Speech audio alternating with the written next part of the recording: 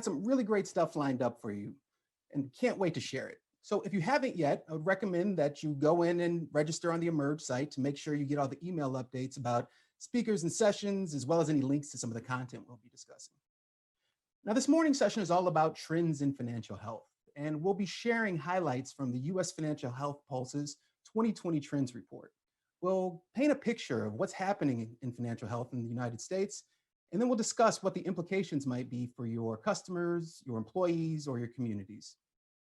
But before we dive in, I first wanted to thank our sponsors.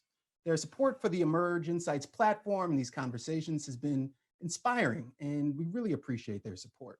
So first off, thank you to our diamond sponsors, JP Morgan Chase and Prudential Financial, our financial health sponsor of the MetLife Foundation, our gold sponsors, the AARP Foundation, BlackRock, PayPal, and Wells Fargo, our silver sponsors, Bank of America, Intuit, and Fifth Third Bank, and last but not least, our bronze sponsors, Capital One, City Community Investing and Development, Marcus by Goldman Sachs, Members Development Company, the National Credit Union Foundation, and Opportune. We sincerely thank you for your support. Now, before we dive in, a few housekeeping notes I'm sure some of you have seen as you've been joining these virtual conferences over the last few months.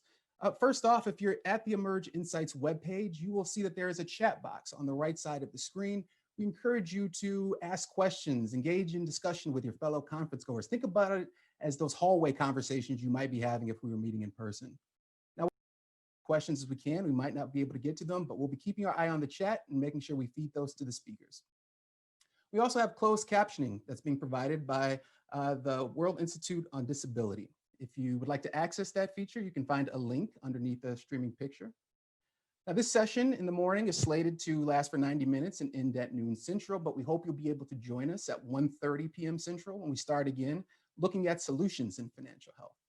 And last but not least, we encourage and welcome your feedback. So if you have anything you can tell us about what's working, what's not, feel free to let us know. We'll include a email address in our chat, but you can let us know through the chat as well. Now, with that, let's dive in. We're going to kick things off with a keynote from Rob Levy, our Vice President of Research and Measurement. And Rob is going to give us 4 questions that providers really need to answer if they're going to have an impact in financial health. We'll be revisiting those questions throughout our time at Emerge Insights and hearing from financial health champions on how they're looking to answer them. So we'll get to Rob momentarily, but first, a brief word from our sponsors.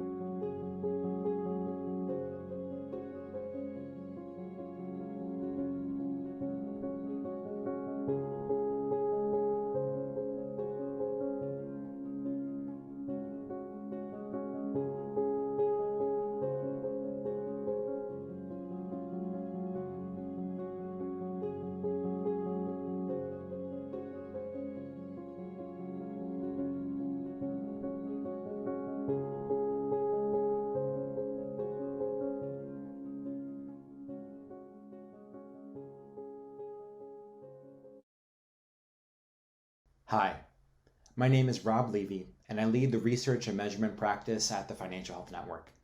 Let me begin by welcoming you all again to Emerge Insights. This research-focused version of Emerge has been a long time coming, and while I didn't think we'd be doing it online like this, I am thrilled with this opportunity to present to you a more in-the-weeds, get your hands dirty version of our classic Emerge event.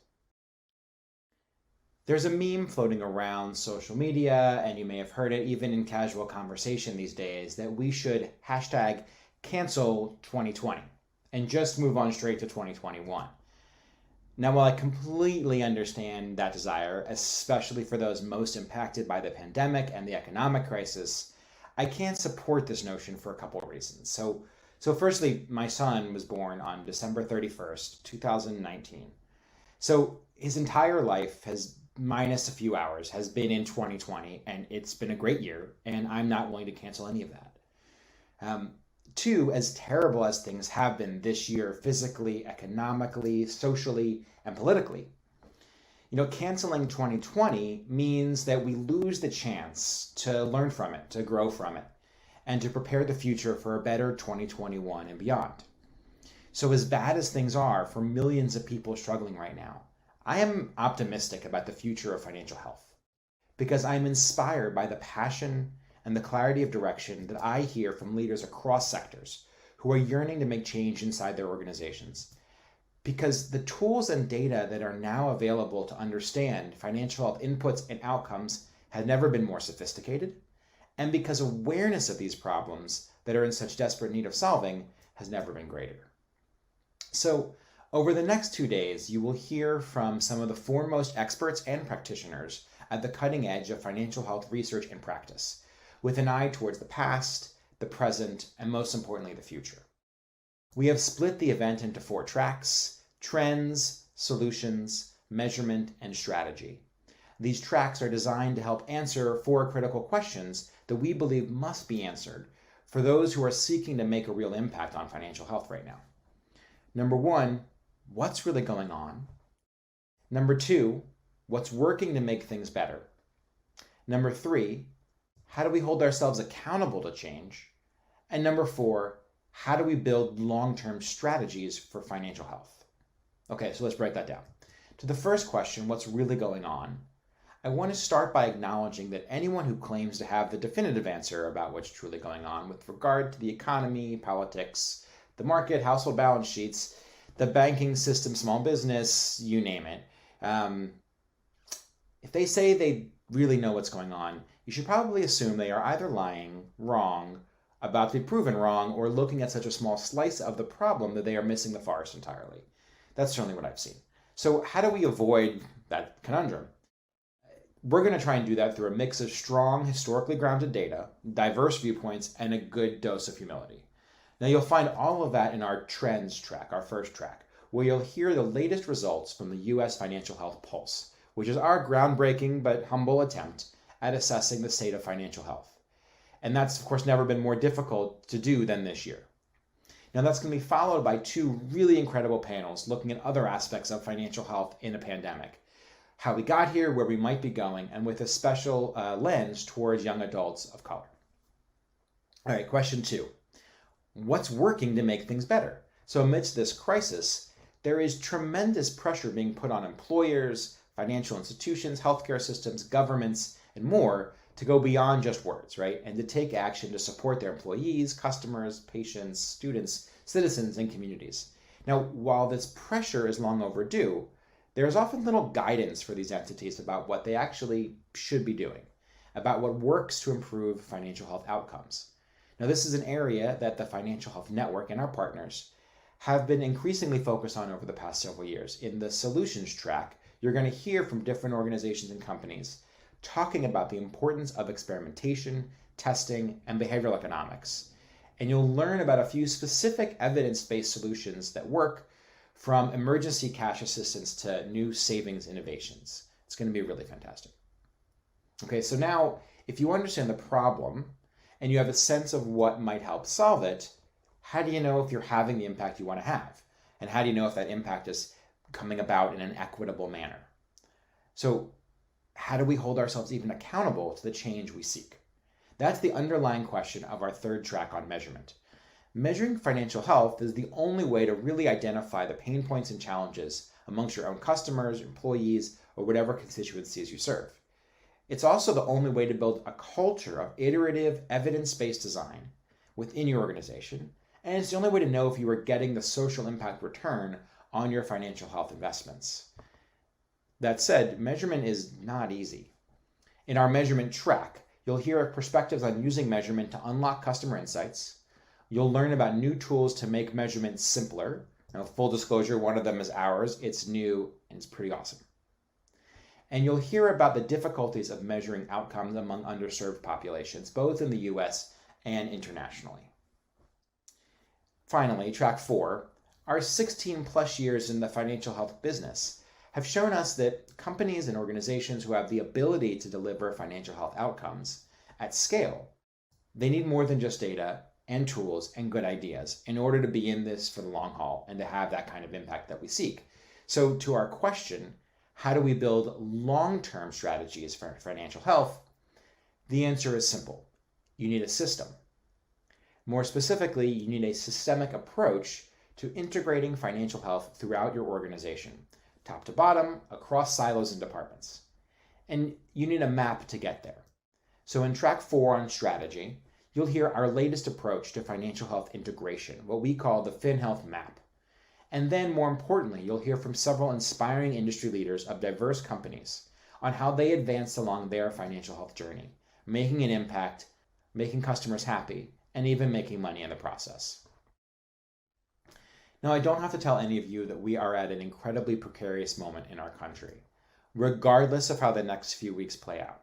We will need private and public sector leaders who are ready to take risks to improve outcomes for the millions of financially struggling households, grounded in data and with a commitment to measuring impact along the way. I hope these next 2 days will provide valuable insights to make that vision a reality. And as we move beyond 2020, whatever your verdict on this year may be, we hope you will join us in the work of improving financial health for all, now, in 2021, and beyond. It is now my pleasure to introduce my colleague Thea Guerin, the leader of the U.S. Financial Health Pulse Project, to present the results of our 2020 Trends Survey and to start to answer our first question, what's really going on? Thank you.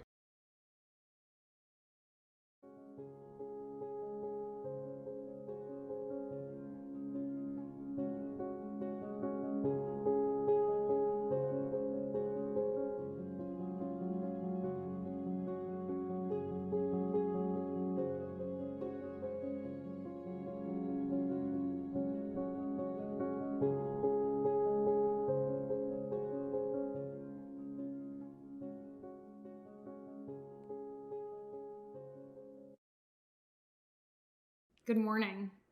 My name is Thea Guerin, and I'm thrilled to be here with you this morning, sharing results from the 2020 U.S. Financial Health Pulse.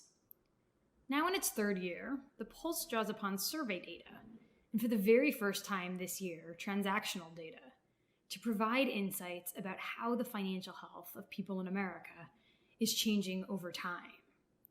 This year, in the midst of the unfolding COVID-19 pandemic, the Pulse provides a particularly valuable contribution to our understanding of how different groups of people in America are faring financially in the midst of rapidly changing economic circumstances. And what we found in the data this year initially surprised us. In the aggregate, financial health has actually improved since last year. Using the FinHealth score measurement methodology, we found that as of August 2020, more people were financially healthy than in 2019. But as we dug deeper, we began to understand why.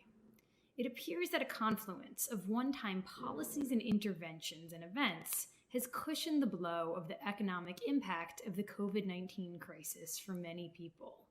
The stimulus payments, the additional $600 in federal unemployment insurance, loans from the Paycheck Protection Program, and other stimulus measures provided a valuable lifeline to millions of people over the summer.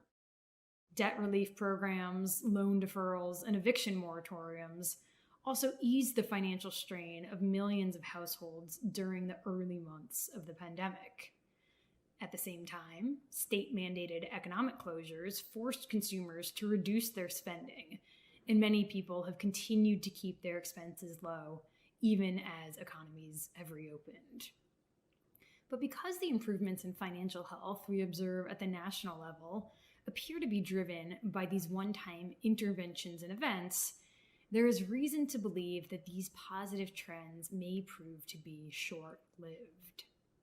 And despite these positive improvements, more than 2/3 of people in America are not financially healthy. And millions of people are experiencing extreme financial hardship as they struggle to put food on the table and keep a roof over their heads. We also found that profound disparities in financial health have persisted across race, income, and gender over the past year. In some cases, these disparities appear to be widening.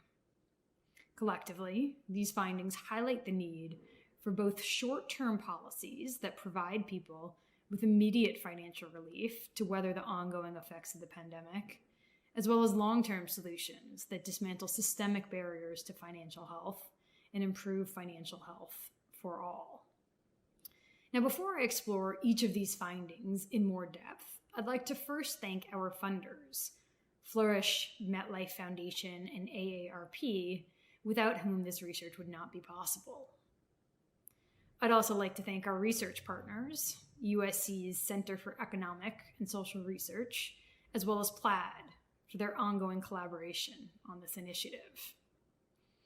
The 2020 results that we'll explore in just a moment are based on a combination of survey data and, for the very first time in a Pulse Trends report, transactional data that study participants have agreed to share with us. The survey data come from surveys fielded to the University of Southern California's nationally representative online consumer panel. Most of the survey data that we feature in this year's 2020 Trends Report comes from a survey fielded from July 27th to August 9th of this year that approximately 6,400 people responded to. The transactional data that we feature in the Trends Report were also collected from members of USC's panel who agreed to link their financial accounts to a platform that we designed with our partners at USC and Plaid. As of July 31st, more than 800 members of USC's panel had linked at least one account to the platform, with the most commonly linked accounts being checking accounts, savings accounts, and credit cards. The demographic composition of the participating transactional data sample broadly aligns with the demographic composition of the banked population of the United States, skewing slightly higher income, younger, and more educated. And while the insights based on this data set are not fully nationally representative, they can be considered illustrative of trends at the national level. We also use the FinHealth score measurement methodology to assess financial health throughout the 2020 Trends Report.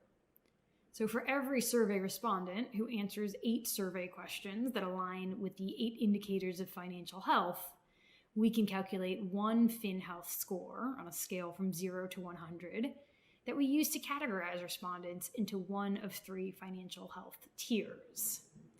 Using this framework, we find that as of August 2020, 17% of people in America were financially vulnerable. These individuals are struggling with all or nearly all aspects of their financial lives. Half, or 50% of people in America, are financially coping. These individuals are struggling with some, but not necessarily all, aspects of their financial lives. Just 33% of people in America are financially healthy. These individuals are spending, saving, borrowing, and planning in ways that allow them to be resilient and pursue opportunities over time. These figures represent an overall improvement in financial health from the prior 2 years, when 29% of people were considered financially healthy in 2019, and 28% were considered financially healthy in 2018. And as we explore in depth throughout the 2020 Trends Report, the improvements we see here in financial health at the national level are the result of improvements across nearly all of the 8 indicators of financial health. For example, considering just one of these indicators, Indicator 1, spending less than income, sheds light on how people's financial situations have changed within the context of the evolving COVID-19 pandemic. This graph here shows inflows to liquid accounts in the Pulse transactional dataset compared to outflows from liquid accounts from the beginning of this year until August of this year. The first line on the graph shows total median inflows to liquid accounts, including checking accounts, savings accounts, prepaid cards, and money market accounts. And the second line on the graph shows total median outflows from these very same liquid accounts. And looking at this graph, we can see that for much of the study period, total inflows remained significantly higher than total outflows from liquid accounts, aligning with people's self-reported perceptions that their spending was generally less than their income in 2020. When we analyze the data further, we can also see the role that some of the pandemic-related stimulus and relief measures have played in contributing to these trends. For example, we find that the spike in inflows in April appears to be related to the receipt of stimulus payments, the first of which were distributed via direct deposit on April 13th. We know this because when we remove stimulus payments from account inflows, which we're able to identify using Plaid's categorization API, we see that the spike in inflows in April largely disappears. We also see that the spike in inflows in March can primarily be attributed to the receipt of tax refunds. When we remove tax refunds from account inflows, we see that the spike in inflows in March shrinks considerably as well. But despite positive financial health trends at the national level, we also find that millions of people are still struggling to make ends meet. Since only 33% of people in America are financially healthy, that leaves more than 2/3 of the country, or approximately 167 million people, who are either financially coping or financially vulnerable. And many of these individuals have been experiencing severe financial hardship over the last few months. 22% of people who are considered financially coping or financially vulnerable said they worried their food would run out over the past 3 months, while 26% said they worried about being able to afford their rent or mortgage. In order to cope with the ongoing effects of the pandemic, 41% of people in these tiers said they carried a balance on their credit cards, while 29% said they spent down their savings in order to make ends meet. We also find that profound disparities in financial health have persisted across race, income, and gender. And in some cases, these disparities appear to be widening. Looking first at race and ethnicity, we find that as of August 2020, only 15% of Black people and 24% of Latinx people were considered financially healthy, compared with 39% of white people. And these disparities appear to be increasing over the past few years. We also find disparities in financial health have persisted across income segments. As of August 2020, we find that people with higher household incomes were significantly more likely to be financially healthy than those with lower incomes. Looking across all 3 years of survey data shows us that these disparities appear to be widening as well. And while income no doubt plays a role in financial health, it should not fully determine one's financial health. So these growing disparities are cause for concern. And finally, we find that profound disparities in financial health have persisted across gender. While women were actually more likely than men to see their financial health improve since 2019, women remain far less likely to be financially healthy than men overall. As of August 2020, slightly more than a quarter of women, or 28% of women, were financially healthy, compared with 40% of men. In the 2020 Trends Report, we explore some of the many factors that are contributing to these growing financial health disparities across race, income, and gender. We also explore trends across each of the 8 financial health indicators in more depth, and we conclude our analysis by calling for short-term measures that provide people with immediate relief to help them cope during the ongoing pandemic, as well as long-term solutions that dismantle systemic barriers to financial health and promote financial health for all. So with that, let me conclude my remarks, because I know the panelists on the next panel are eager to reflect on some of these findings and discuss some of these very solutions. In parting, I'd like to leave you with a few ways that you can engage with these pulse data further. You can download the 2020 Trends Report via the link on your screen to explore the wealth of data included in the report, which I've just barely touched upon this morning. You can join a webinar where we explore each of these trends in more depth. You can find the link to register for the webinar below this video under related content. And you can download the full pulse survey instrument and the complete data set from the 2020 surveys, as well as from prior year surveys, via the link on your screen. Finally, please feel free to reach out to me directly to explore how your company or organization can leverage the Pulse dataset to understand and improve people's financial health. Thank you.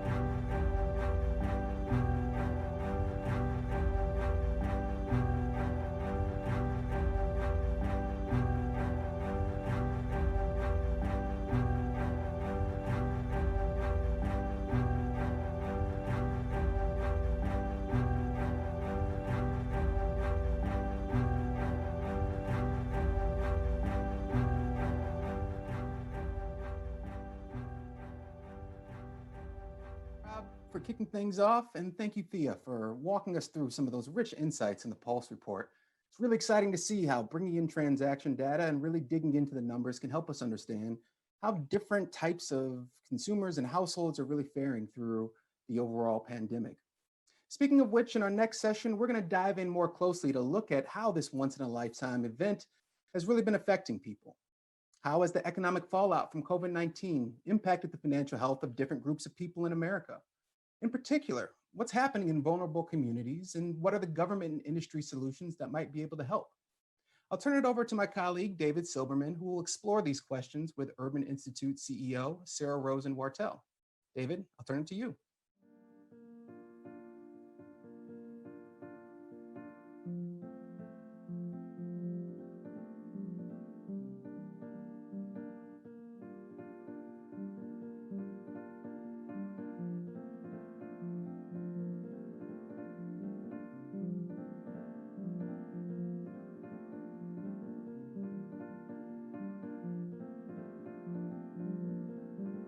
Thank you, Josh. It's truly a privilege to have this opportunity to talk with Sarah Wartell about the pandemic's impact on financial health.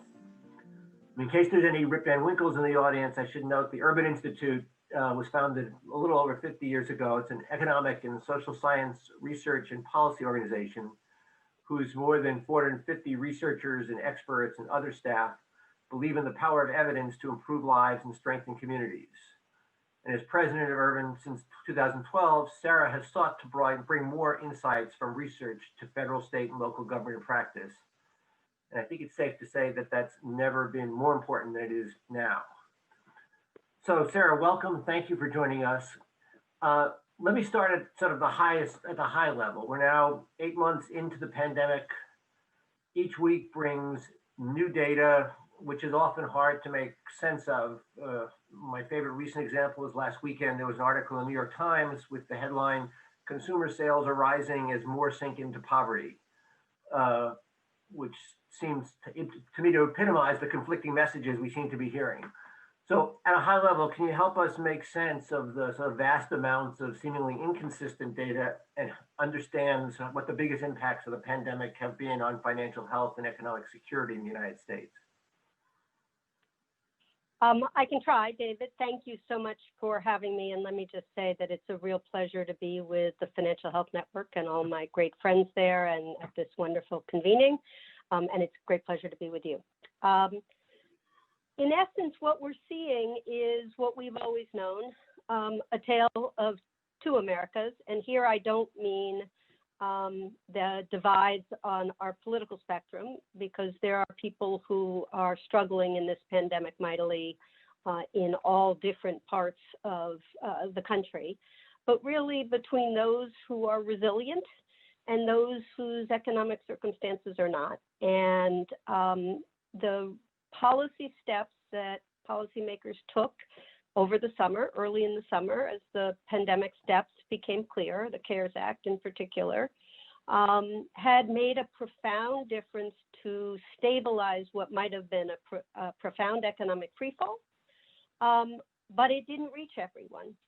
And there are some who are far more vulnerable to that than others.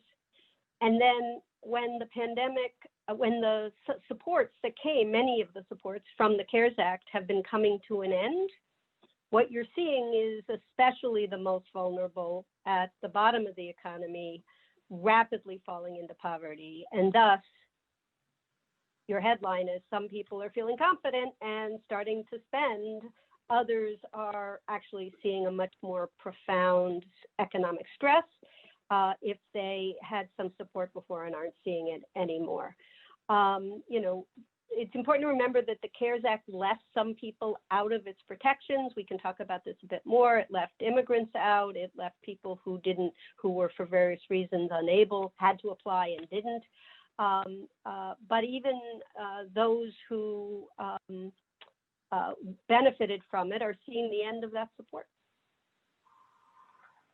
So let's sort of help me unpack that a little. So you began by talking about the difference between those who are resilient and those who are not, which is very much coincides with the way we talk about financial health. As financial health, a key element of financial health is resilience.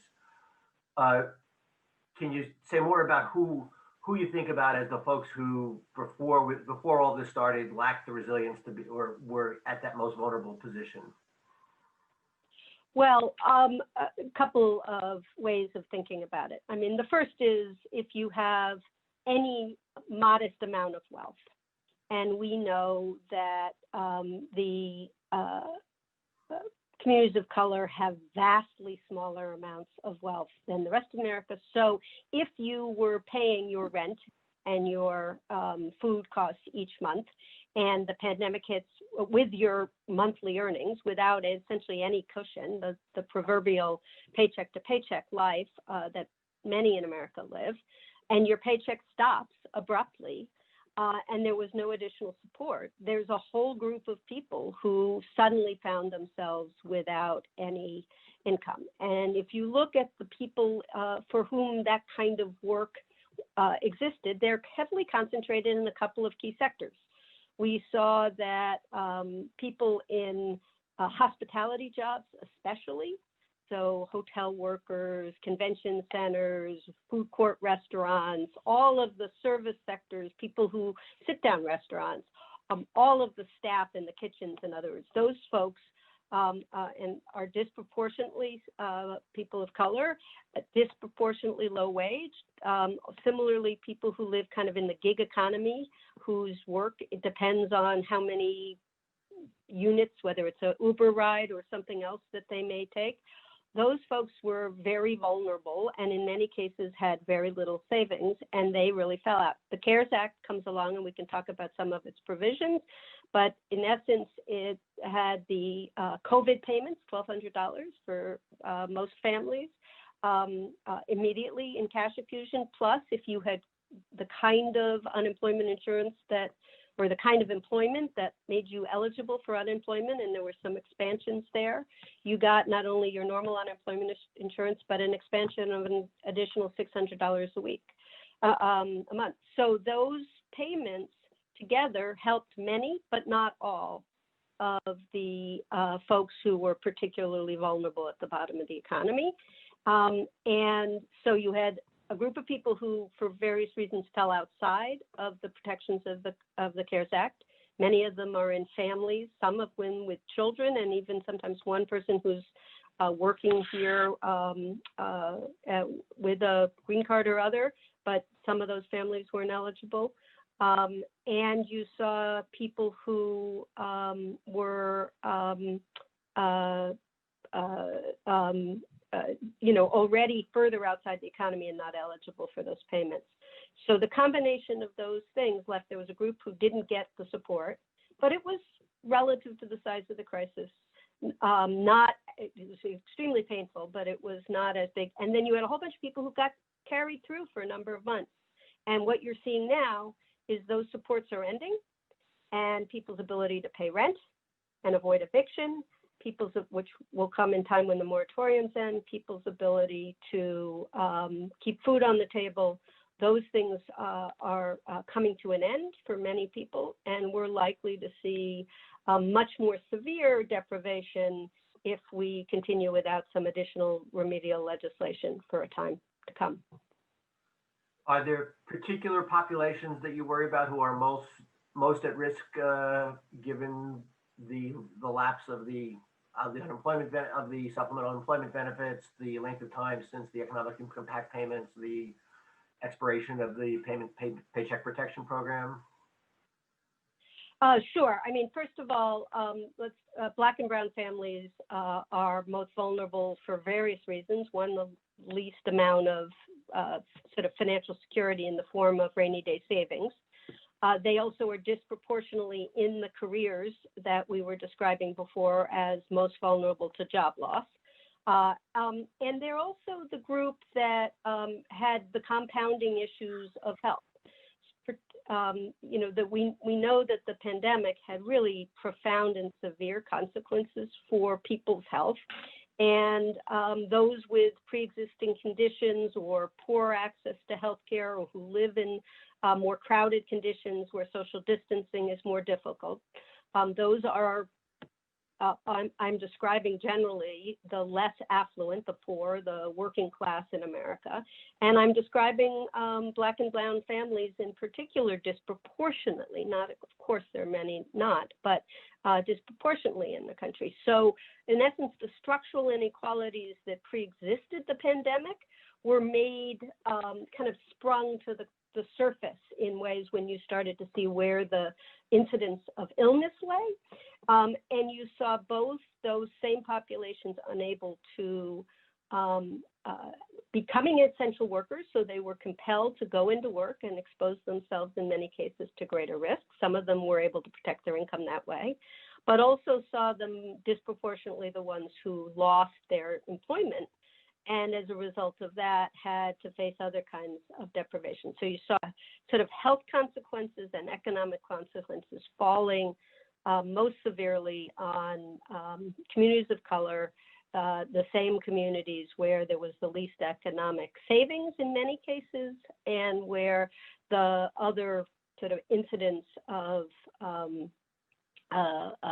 discrimination in our society, the issues of policing and things that we saw with George Floyd kind of zoomed in and made us see real kind of crisis experiences in some neighborhoods.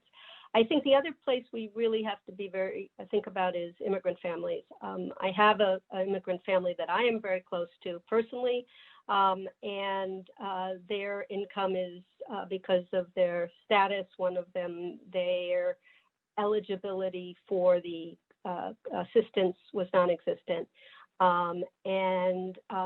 You see this repeated all across the country. The climate that we're in right now, the public charge rule, which the administration had released last year, has made many people fearful of even applying for benefits to which they are eligible. And so we saw many people who were either ineligible for some of the supports I was describing before, or whose eligibility they didn't claim. And so you end up with millions of immigrant families who didn't get the support that many other Americans enjoyed during the first part of this pandemic. And how about, we've heard some about renters versus homeowners. How has that played out both within communities of color and more generally? Well, this is something that Urban has spent a great deal of time thinking about. Before COVID, we knew that renters as a class were generally much more financially vulnerable than were homeowners with mortgages. They tended to have lower incomes. They lacked emergency funds for the most part. They had obviously less access to credit, and their income and job security was far more volatile. We estimated early on in the crisis, this is estimate from as late as October, that there were 5.3 million households with a job loss between, I have trouble to sort this through, but in essence, the folks with rent burdens saw this as a particularly disproportionate amount of people with high cost rent burdens were the ones who lost income. And then you layer on top. So initially, landlords were somewhat forgiving, and if you lived in about a quarter of the buildings in the country that received federal assistance in renting, or if your mortgages was owned by the federal government agencies or by Fannie and Freddie, you got mortgage forbearance. The mortgage forbearance will eventually mostly get restructured, but the prevention against eviction just means an accumulating debt. So what happened for a lot of particularly low-income renters who are unable to pay rent, many of them have been able to stay in their homes, both initially through local evictions, and then the Trump administration issued based on CDC really issued, it said that so we're not going to have people evicted during a public health pandemic. But that means that a lot of lower income families are accumulating a very sizable arrearage of rent owed. And if they're out of work right now and unable to pay their rent, even if they eventually return to the labor market, it's unlikely that they will be able to pay a 6-month accumulation of income overnight. So we're looking at the sort of both the strain of that kind of overhang and the real potential of displacement when these eviction moratoriums come into end, which at the moment is slated for the end of this year. So I guess that leads logically to what should be done. You mentioned, there's an if. What do you think should be the first priorities for either legislative or administrative action, or both? There was a bill, let me describe, that was introduced in the House, known as the HEROES Act. And we at the Urban Institute modeled 3 of its key policies. So the first was extending the additional $600 a week of unemployment insurance benefits. Now, we did it earlier in the summer, so we would extended it now to the beginning of January when we thought it. But let's assume extending it for 6 months, distributing and expanding eligibility for second round of stimulus checks, and increasing SNAP, the food stamps program benefits. And we found that would have reduced the poverty rate over that period about a third. It would have reduced the poverty rate of people with COVID-related job losses, almost 43%, helping more than 4 million people. And it would have kept an estimated 12 million people out of poverty during the relevant time period. And the biggest anti-poverty impact would have been for Black and Hispanic families, especially those who lost a job because of COVID. We found that if families where one person had lost a job, those policies would have cut the Black families' projected poverty rate in half. So in other words, the set of policies that were on the table for the first half of the pandemic, with some tweaks and benefits to make sure people don't fall through the gaps, if we were to do that again, would have a dramatic effect on reducing poverty in head. There's some other sort of short-term things which you could also do. You could make the child tax credit fully refundable, which delivers more support to families. You could make unemployment insurance available to those who are income eligible if they file a tax return. That would deal with the issues of undocumented workers in mixed status families that haven't been eligible for any of these supports during this crisis. There are a variety of barriers in our existing safety net programs that make people churn in and out. And then importantly, the Families First Act, which was the first piece of legislation Congress enacted, provided people with health insurance protections that will expire on December 31st of this year, that allowed people who lost their employment-based health insurance to continue to keep insurance during the crisis.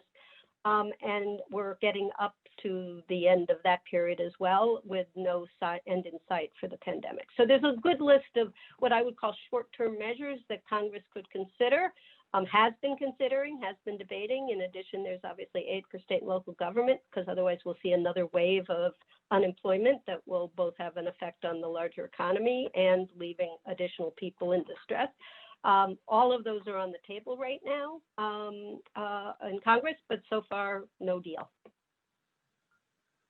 So let's assume for a minute that all that happened and that we got through the pandemic as best we can.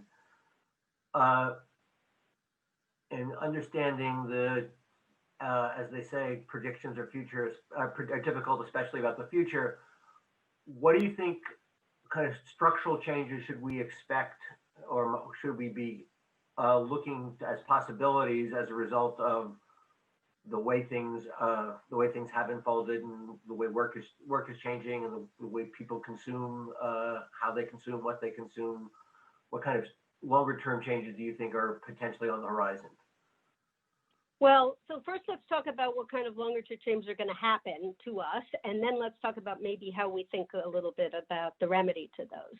My friend David Otter, who's an economist at MIT, writes about the future of work, has been a little bit chilling when you talk to him these days, because if you think about what was happening in the labor market after the recession of 2007, 2008, it essentially took us almost 9 years before people at the bottom of the labor market started to see wages really rise in any meaningful way. The economy picked up for many people, but we had this, as I was describing before, a real bifurcated experience of the economy, and those without high school degrees, those whose immigrant communities, many of the Black and brown communities we were talking about earlier, saw it take quite a long time before their rates of unemployment and particularly before their wages began to really grow. Part of the reason for that was because you saw real labor market tightening. Demand, the economy was hot, there was a lot of demand for work. People were taking unskilled folks and training them for the jobs they wanted. Unfortunately, one consequence of the Trump administration's sort of tightening of immigration policy and more people retiring was that there was just a shortage of labor. So two things have happened as a result of the pandemic. The first is that a lot of people let people off they may not bring back. It creates an opportunity for restructuring of the business models, and the technology we've seen make some of that possible in ways that may ultimately be good for employment and productivity, but in the short term could be a very profound transformation to our industrial structure. David talks about this as essentially possibly 5 to 10 years of industrial transformation happening over a year's period. So what you are, so if you think about whenever we have an industrial transformation, there are winners and losers, and you need to have time for the folks who are not able to sustain their employment to be reabsorbed by the labor market and adjust. We may see that happening as we emerge from this pandemic in ways that will leave a lot of people behind. So that's one thing I'm deeply concerned about. We are also seeing a lot of people, seeing this period creating a further sort of differentiation between those of us who are sitting at home, able to do pretty much the same jobs we did before, using technology from office, and those whose the nature of their employment was not. So those sets of changes are almost certainly going to be with us for some time. Now, anybody who tells you they knows what's going to happen is almost certainly wrong, but there are reasons to believe that we will see ongoing disruption. So if the Financial Health Network likes to talk about people's resilience and the degree to which there will be economic security, we could see an increase in insecurity and a lot of people who are challenged by resilience.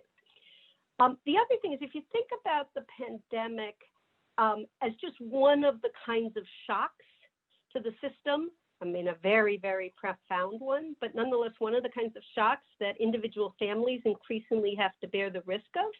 So the 2008, the housing price recession was another one, but we face regional climate shocks of all kinds that are making people often have to really readjust, and the industrial transformation kinds of shocks that technology is speeding.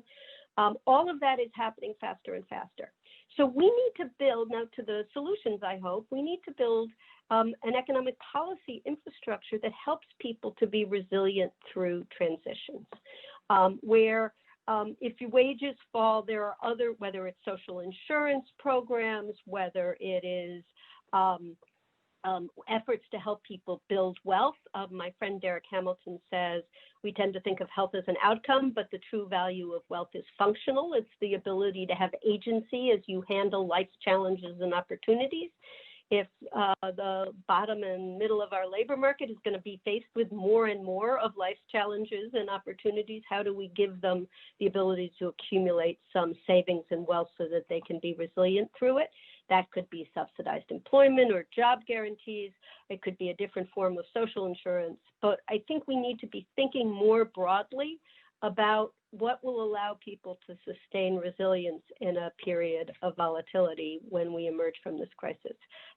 Not to borrow a phrase from a candidate, but from the international development field, people often say, after crises, you want to build back better. And this is a key moment for financial security to build back better. What about, you haven't talked much about small business entrepreneurs. How do you see the pandemic affecting the small businesses, and what implications does it have as you look ahead? I should just say that recently the president's economic advisor described the rise of small business formation, which has actually happened at a surprising rate. Formation has happened at a surprising rate during this crisis. That's a lot because you have a whole lot of people who are suddenly unemployed trying to find other ways to make income. But that will create some entrepreneurship. People are finding new services to provide to people who are living and working differently. That's all great. But he failed to recognize the additions needed to be net against the subtractions. And the degree of small business failure that we have seen so far, at least of people shutting their doors with uncertainty about whether they'll be able to reopen them, is really troubling. The PPP loans did provide people with some, and there was a lot of talk at the beginning, particularly about bigger firms being the first through the door to benefit, but smaller firms in time, some did get through the door as well. But for some, it wasn't enough to keep them open and able to serve customers. If you didn't have your own capital cushion, just being able to pay your workers wasn't always sufficient. So we're seeing just a terrific rate of probably permanent small business destruction, some of which may reemerge in new forms. And unfortunately, like everything else we're saying here, the cost for the very small businesses, which are disproportionately in communities of color with owners, particularly the Latino small business impact has been just devastating. So if we care a lot about that kind of vibrancy and the employment that sector of the economy brings, we're going to have to find targeted programs. Some of that will be local, like the cities are going to have the resources will try to help bring back the restaurant industry. That'll be critical to both employment and small business formation. But, how many people have gone to the dry cleaner in the last 6 months? Because, I wear this jacket, once every 3 months, right?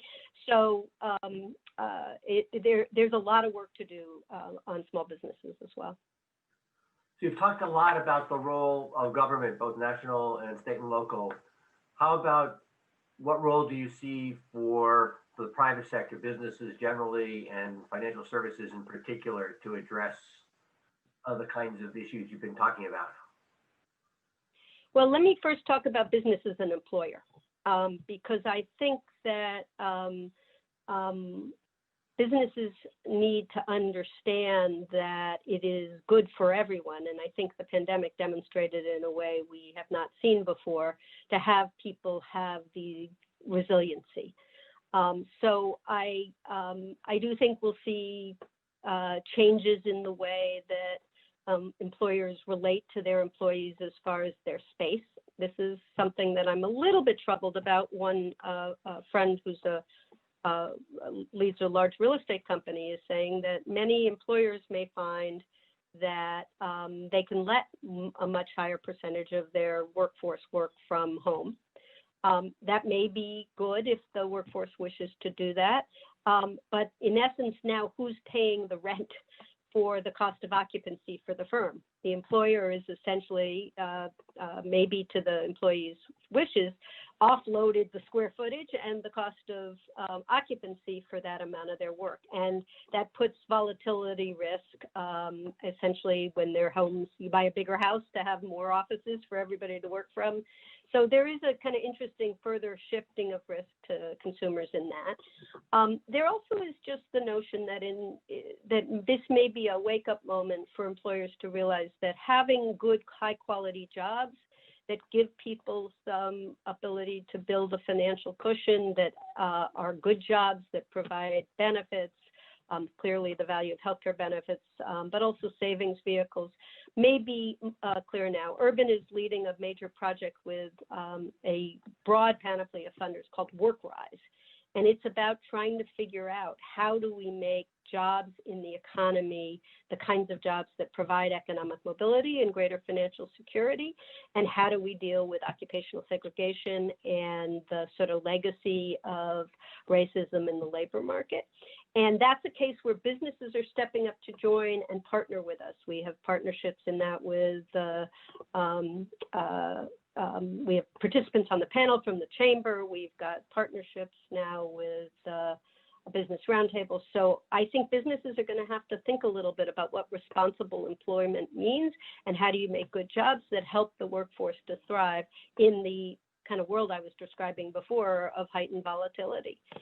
Clearly in the financial services space, there's a set of we learned after the 2008 crisis how to manage for people with mortgages. We're not perfect, we still got work to do, but we understood the basic concept that helping people refinance their debt and stay in their home is cheaper for everyone, better for community.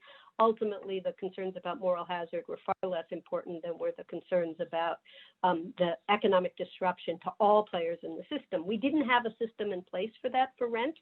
And I think we're going to need to design something like that. And since so many landlords are small firms, there's an interesting open space there, I think, for the financial services industry and others to be designing products.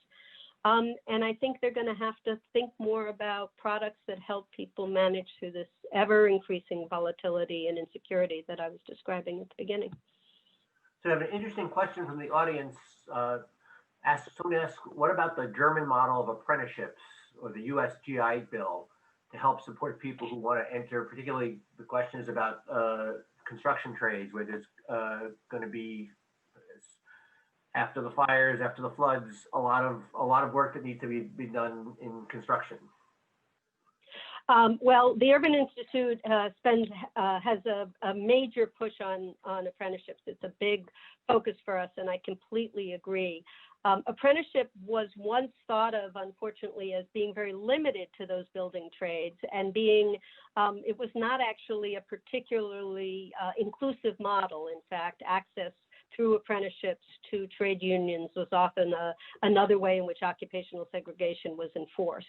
But today's apprenticeships are very different. They're apprenticeships aimed at disconnected youth and folks who maybe are not otherwise going to pursue schooling in a traditional way. We have apprenticeships in the tech sector, in cybersecurity. We're seeing it in the financial services space. We work with the Department of Labor to help incentivize employers to consider apprenticeships. And I think it's a great model. And it's also a good model for the transition. It's not when people are shifting from one wage to the other, one workforce to the other to try to get credentialed. I can't resist saying I had the privilege of clerking for Justice Marshall, who told the story of when he was appointed to the Court of Appeals, going for a court photograph to the Chief Judge's office, and the Chief Judge's secretary confusing him for the electrician and telling him where the light bulb was out. And he came back to his chambers and said, "That woman must be crazy. She thinks I could get a job as an electrician in New York City." Yes, they're very restricted qualifications. Yes, we've come a long way since then.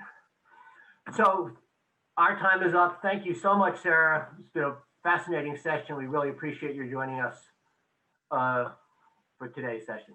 Thanks.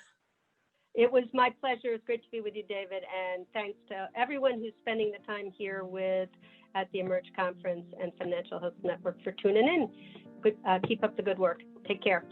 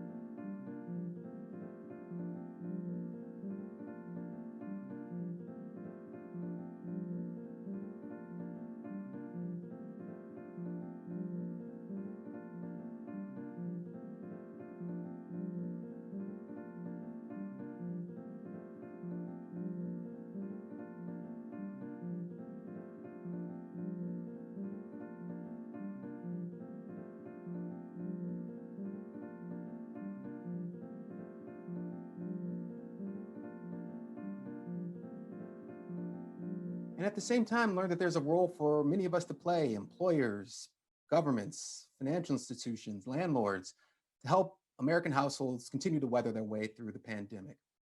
So, our next session will feature our partners at Gen Forward, a research group at the University of Chicago. We've been partnering with the team at Gen Forward on research to really understand the financial lives and the financial health of young people of color and understanding disparities across race and ethnicity. I'll now turn it over to Kathy Cohen and Jonathan Likes to discuss some of the big insights from that research. So, Kathy and Jonathan, take it away.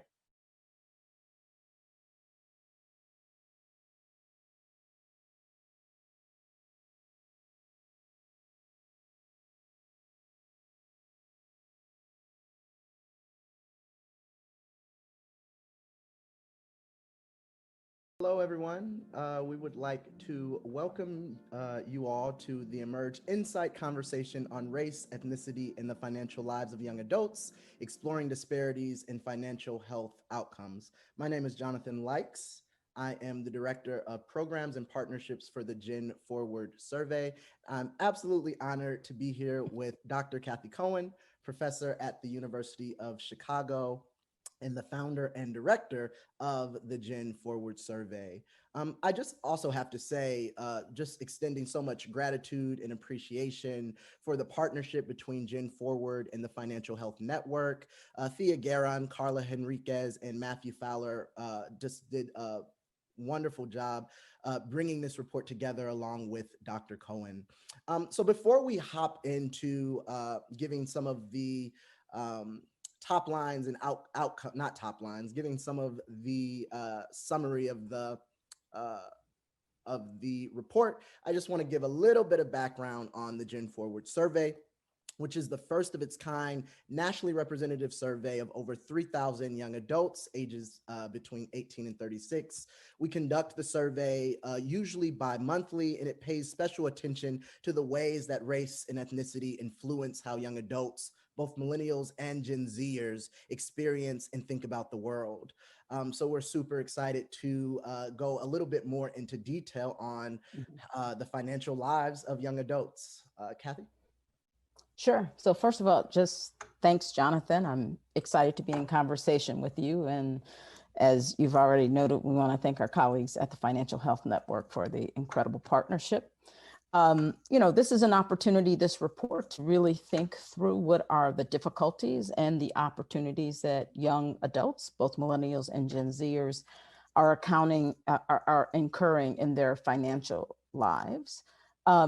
The report is full of deep insights, so I would encourage everyone to take a look at the report, but let me at least outline what we believe to be kind of four critical findings. So the first, just really quickly, we know that on average, Black and Latinx young adults say they have less liquid savings than their white and Asian American peers. And of course, that means that leaves them with a smaller financial cushion to turn to in an emergency or unexpected event. This takes on added significance when we think about the pandemic, right? The fact that people are losing jobs, being laid off, having hours reduced. And so without that financial cushion, right, it moves them into an extreme position in terms of financial difficulties. And so this is especially pertinent for the lives of Black and Latinx young adults. Second finding, quickly, is that Black and Latinx young adults are more likely than white and Asian American young adults to say that they have unmanageable and high cost debt, right? And that hinders their ability to access low cost debt in the future and build wealth through other means. If you have high cost debt, you're less likely to be able to receive a mortgage so that you can invest in buying a house, which will kind of result in expanding, in fact, your wealth and your assets. Third thing, and this is, I think, important, the enduring racial wealth gap has denied Black and Latinx young adults the ability to build wealth through generational transfers from their family. Oftentimes when we're thinking about the financial lives of young people, we think about just young people, and we forget that, in fact, families are often at the root of people's ability to kind of engage in big purchases like a house, right? In part through generational transfers of wealth. And we know that because of racial capitalism, we know that because of anti-Blackness. We know that because of white supremacy and systemic discrimination, that the families of Black and Latinx young adults have less ability, right, to pass on that generational wealth. And then the fourth major point that we find in the report, and we highlight in the report, is that there's a confidence gap between Latinx young adults and their Black, white, and Asian American peers about their long-term financial goals and insurance coverage, right? So we know that 64% of Latinx young adults, right, say they are not confident they are on track to meet their long-term financial goals. That's compared to 55% of African American, 53% of white, and 55% of Asian American young adults. So in this case, we're finding that Latinx young adults tend to stand out. All right, so those are the four major issues or the four major findings. Again, there's lots more to discuss in the report, and I would again encourage everyone to take a look at the report.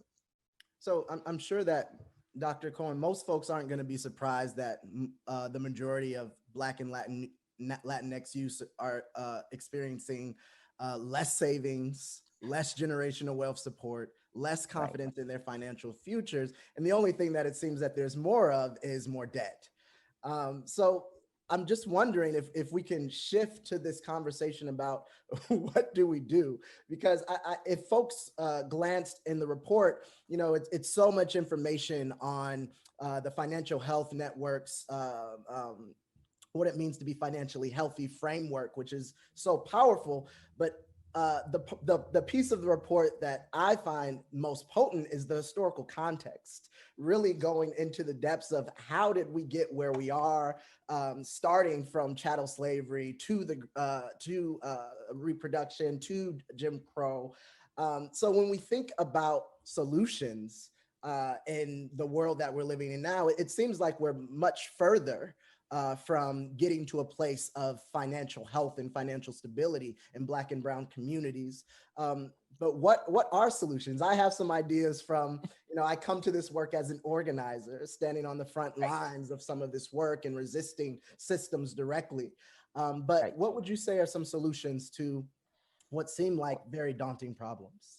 Right. So before, Jonathan, I know you're going to say, I just asked you this question. I want to just spend a little time kind of unpacking and thinking about how we arrived at this situation and what's particular about young adults. And then we can talk about solutions. There are lots of ideas about solutions, right? Because I think it's important to set a certain context, right? A certain picture for people to understand that we're talking about generations, millennials and Gen Zers, that are in many ways distinct, right? These are young people who are just entering the job market, who are now dealing with, for example, the twin pandemics of COVID and anti-Blackness, right? They are a generation or generations that are kind of still reeling from the recessions of 2007, 2008, right? They're struggling through a gig economy with low wages and often no benefits. These are young people often saddled with student debt. We know that 63% of millennials have $10,000 or more in student debt. If you happen to be to have kids, right? You're also young, with lower wages, looking for high quality childcare, which is often expensive and difficult to find. And so, as you said, if you think about the historical legacy, right, Black and Latinx young adults have kind of borne a disproportionate share, right, of these economic hardships as they kind of fight against not only kind of a slowed economy, but racism and anti-Blackness. So it feels like monumental to figure out how to push back on this. I want to hear you say a little more, but one of the places that we would focus on are policies and politics, right?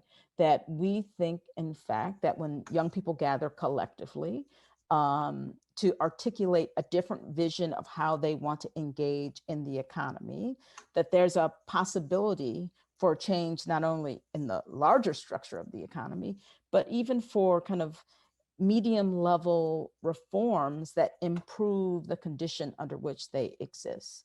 I can talk a little bit about this, but we have found, for example, in the Gen Forward survey, that young people are looking for a more what I call more expansive state, right? They want the government, for example, to guarantee everyone who wants to work a job. They want clean clean jobs and a clean economy, and support the Green New Deal, right? There are all kinds of places where, in fact, we see young people saying we have a different vision of how we want to enter the economy and what type of economy we want to engage in. But let me put that back at you. You've been in the streets. You're an activist and an organizer. How do you think about changing the condition? What are some of the responses young people are taking up? Yeah, I mean, so when I'm organizing within Black Youth Project 100 and the movement for Black lives overall, I think young folks are really ready for radical changes. The Latin word for radical is radicalis, meaning at the roots. So I think, I just got an email last night trying to demand Nancy Pelosi to pass HR 40, bringing the conversation back to revisiting reparations. Mhm. We know in the city of Chicago, it's one of the only locales that has passed legislation on reparations to respond to the John Burge cases, going back then to another solution, which is just resisting the carceral state and the understanding that they continually are taking our lives and criminalizing our bodies. But the criminal state also profits from their punishment. So much about our economic lives is being drained by different systems of punishment from the carceral state. So what does it mean that in some locations, they're saying they are decriminalizing marijuana? I was talking to Kathy, Dr. Kai Green, and they were sharing with me a story of how in upstate New York, they're still punishing people for marijuana charges. And that's in one of the quote unquote blue states. So we see here in Atlanta, there are so many, they tried to close down the jail here in the city of Atlanta, trying to make it so that we are no longer punished, trying to end cash money bail. So there are many policies that folks are trying to fight for in order to resist the carceral state on one level, so that we're not punished both with our bodies, with our lives, and with our pockets. But I think we have to do a lot more to really just rethink how we're going to resist racial capitalism in broader and more extensive ways. So in my community, people are also thinking of how are we building co-ops? How are we building spaces where we're sharing land? And how are we recreating bartering systems within our communities? So I do think it requires the next level of imagination for us to get past racial capitalism. And racial capitalism is something that shows up in our report. Is it possible to undo racial capitalism as deep and thick as it is in our society and in our world? Right. Well, I want to make sure that we are also paying attention to, as we would call, kind of non-reform reforms, right? Which is, of course, we want structural change. We want a different economy, but I also want to pay attention to the ways in which young people, are experiencing the economy on a day-to-day basis. For example, we did a study in Chicago looking at young people in different neighborhoods, also varying based on race and ethnicity. And we found that their economic experiences were substantially different based on neighborhood and based on race. Young Blacks, for example, often said that because there had been deep disinvestment in Black communities, they had to leave their communities to find jobs. And when they left those communities, they experienced racial discrimination. Young Latinx folks said, in fact, that they could stay in their neighborhoods often to find jobs because, in fact, there's a service economy there of restaurants and other types of businesses. But in those businesses, they often experience what we might think of as a structure of a gig economy where there were no benefits, right? There was low wages. And so they didn't experience the same type of racial discrimination, but they still weren't experiencing good jobs. For the young whites that we talked to, they often felt like they could travel anywhere in the city, that there were high prospects for getting jobs, and that often, in fact, they had an opportunity to get good jobs, right? So it seems to me that while we want structural changes, we also want to understand the way in which the economy feels different for different groups of young people. And therefore, we have to have varying approaches to deal with those experiences. How do we prepare young Blacks for racial discrimination? How do we provide better jobs in Latinx communities? And how do we kind of share the wealth that young white people are experiencing throughout cities like Chicago? Yeah, totally agree. And as you referencing a former report, I want to encourage folks to go to genforwardsurvey.com. There are such a plethora of reports over the last several years that you can go to check out the arc of not only the financial lives of young people over the years, but other issues around education, criminal justice, et cetera, on our website. But to that, go on, Kathy. No, I was going to ask you a question, right? Which is given, and I'm supposed to let you lead us, so I'm sorry, but I was going to ask, what do we think this means, for example, for the election, right? That young people are experiencing these, as we might say, twin pandemics. They're still trying to recover from 2007. What does it mean? We have an election in 2 weeks. Will their lives be changed? Will their economic prospects be changed? Will they go to the polls? These are all, I think, important questions. Yeah, from the feeling I get from my peers, totally anecdotally, is two strains of thought. One is totally exhausted with politics and the system, and looking forward to this idea of disengagement. Like, I don't want any parts of it.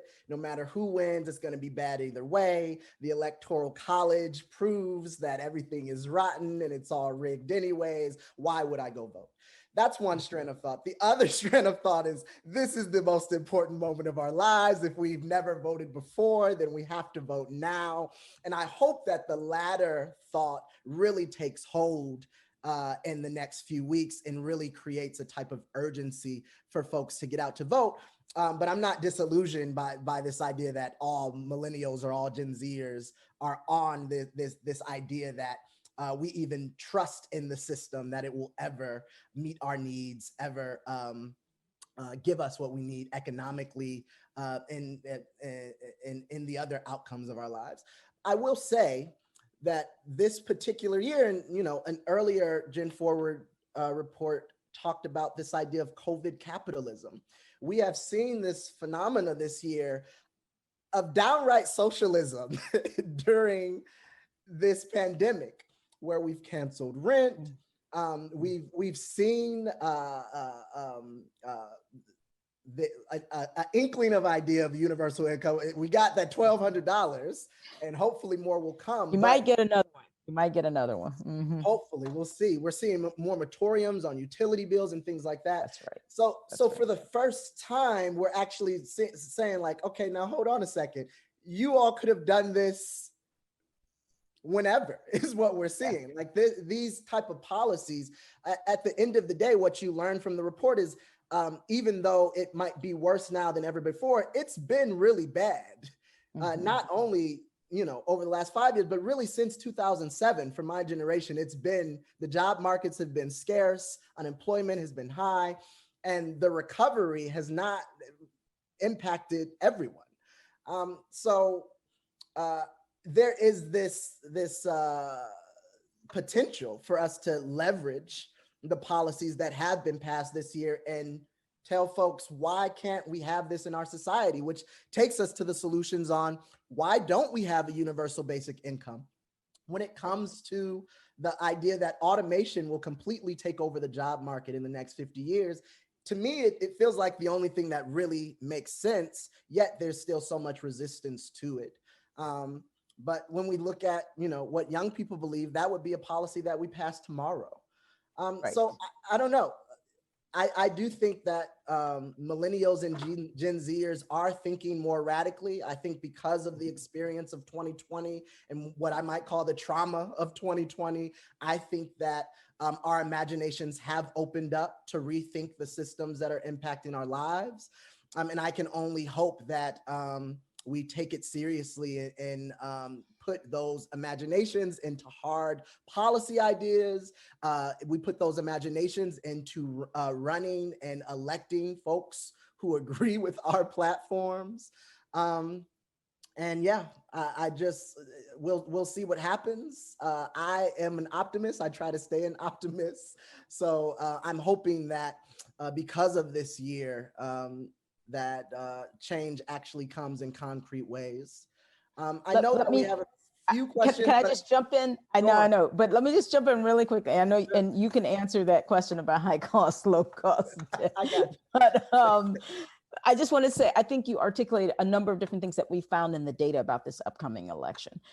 One is that just the deep alienation that young people have toward traditional political institutions, the feeling that politicians have failed them, and that there is a sense that no matter who we elect, it won't necessarily kind of right the ship in terms of their economic lives. There's also, of course, deep polarization, political polarization, where it's not just that I disagree, if I'm a Democrat, that I disagree with the Republicans, but that in fact, I understand them to be a threat, right, to my well-being. And so what we see is both polarization and alienation animating, right, the politics of this moment. There's a sense of, should I go to the polls at all? And then if I decide to go to the polls, you know, I have to pick this person versus the other person. But I think to the other point that you're making, I'll just be quickly here, that there are shared agreements about a kind of economic future that is more inclusive, that seems to be for young people more fair, that provides more opportunity, right? The universal basic income, a job for everyone that wants to, taxing companies that displace workers, where we see a shared agreement across Democrats and Republicans among young people. And so I think if there's a politician who can articulate that future, they are more likely to get the vote of young people. Okay, now we have 2 minutes left. So I will address one of the questions that came in from the audience. What is the definition of high cost debt and low cost debt? I think it's important that we outline that there is, in fact, good and bad debt. And usually Black and Latinx youth experience bad debt. Bad debt, yeah. Credit card debt. Credit cards. So when you think of good debt, we think of things like student loans, things like having a housing mortgage, which are things, you know, when it's very difficult to pay off student loans. And we know that because of the differences in credit scores, young Black and brown youth often are excluded out of being able to buy a house and build that wealth over time. And we know that among white and Asian millennials and Gen Zers, they have more access to these low cost debt or good debt, so to speak. So we really have to begin to not only rethink, but recreate systems that allow Black and Latinx youth to get into these systems of wealth building. And hopefully it won't backfire like it did in 2007, where we saw that these subprime mortgages were sold overwhelmingly to Black and brown people. So it's like, damned if you do, damned if you don't. that was bad, good debt, right? So yes. There you go. I'm going to ask you this last question. So are there any cities or communities that are doing things that we should know about? For example, you talked about co-ops. You know, it might not even be cities. We can think about communities or organizations that are promoting economic agendas that people should know about and think about looking up and replicating. Absolutely. So several come to mind. There's an organization called Project South here in Atlanta that does a lot of co-op community building. There are a lot of organizations. I'm thinking of an organization out of Jackson, Mississippi, that's doing a lot of land building, land sharing, community gardening, trying to make sure that people can eat healthy food during the pandemic. So I don't know of any cities at large that are doing this work, but I do know of organizations. I think oftentimes of the house and ballroom community that totally supports each other, that creates their own systems in order to thrive and survive and experience joy and love in this world. But cities, I don't know.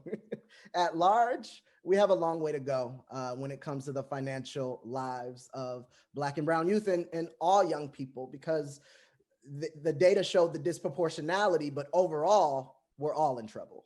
So there's a lot of work to be done. Final words, Kathy? I would say, I'm rarely the optimist, but I'm going to say, I think that young people, as you said, are embracing a more imaginative future, both in terms of politics largely, but also in terms of economic policies.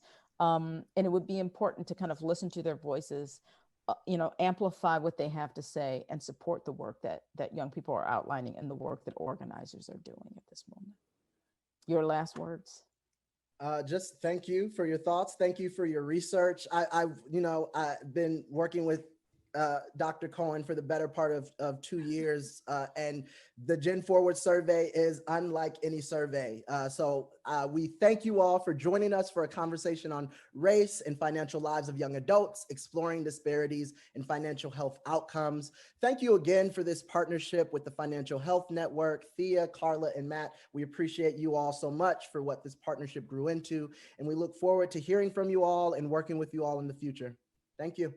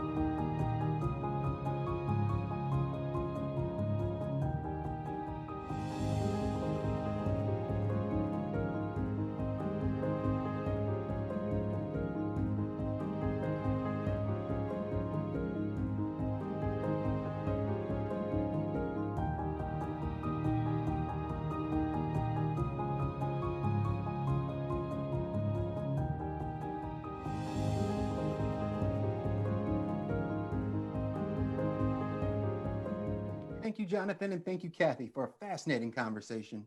Really appreciate how you were able to connect financial health to some of the bigger challenges going on and facing Black and Brown communities and the bigger pushes for racial justice. So that wraps up our session today. But before we close, I'm joined by my colleague, Thea Guerin, Senior Director at the Financial Health Network. Thea, first of all, wanted to say thank you so much for sharing the Pulse results earlier today and ask you what stood out to you about some of the day's sessions and really what resonated. Absolutely. Thanks, Josh. And first off, I'd like to thank all of our speakers on this morning's track. They really did a fantastic job sharing data, shedding light on the issues. I think I heard a couple of key things this morning. I think first and foremost was the fact that it is incredibly clear that the COVID-19 pandemic is exacerbating existing disparities in our society and exposing fault lines that have always been there in our society. So we heard from Sarah and David this morning that communities of color, people with lower incomes, gig workers, those considered essential workers, immigrants, and women, I might add, are disproportionately bearing the brunt of the economic effects of the pandemic. We then just heard a fascinating panel from Jonathan and Professor Cohen over at Gen Forward that Black and Latinx young adults were more financially vulnerable prior to the COVID-19 pandemic as a result of, they named a couple of reasons, the enduring racial wealth gap, the legacy of systemic racism, the ongoing lingering effects of the Great Recession. So on the one hand, we have all of these negative realities, all of these truths, all of these fault lines exposed. On the other hand, though, we have a little bit of what Rob was talking about this morning in his opening keynote, and then Jonathan echoed so nicely as this moment of opportunity, this moment of possibility, whether you want to think of it as the COVID capitalism, like Jonathan so nicely said, the data is clear. We've seen the role that government, that employers, and that financial service providers and others we've seen the role that they can play and the difference that they can make, right? We saw all of the stimulus payments, the additional unemployment insurance, those relief measures really helped many, many people stay afloat over the summer. We also saw the debt relief measures from financial service providers, other benefits from employers provide people with this valuable lifeline to help them to stay afloat really over the summer.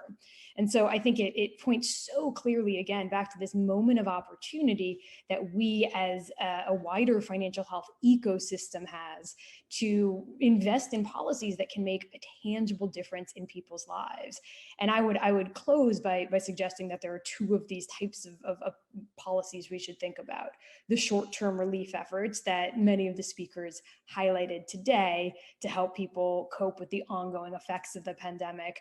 And then these long-term solutions, like many of the ones that Jonathan and Professor Cohen were just talking about, long-term solutions that dismantle systemic barriers to financial health, that address these deeply rooted disparities and inequities in financial health along the lines of race, ethnicity, income, and gender. So with that, Josh, let me turn it back to you. Let you close out the session. But again, huge thank you to all of our speakers. Yeah, and thank you, Thea. I can't think of a better way to wrap up the session today. And you really pointed to solutions, which is what our next session will be focused on. So thank you everyone today for joining this discussion and really exploration of the trends happening in financial health. And we hope that you'll join us at 1:30 Central, where we'll dive in and look at how industry leaders, researchers, and others are working together to create effective solutions for building financial health. So thanks again and hope to see you soon.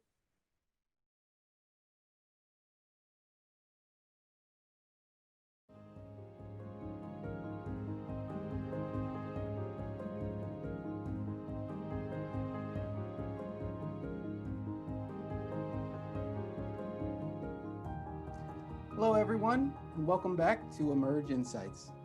My name is Joshua Sledge. I'm a senior director at the Financial Health Network. And for those of you that joined us this morning, welcome back. And those of you that are joining us for the first time, we are glad to have you. Thank you all for your patience as we get things up and running today. Now, this morning, we talked a little bit about trends in financial health and what we're seeing coming out of the pandemic and how it's affecting different communities.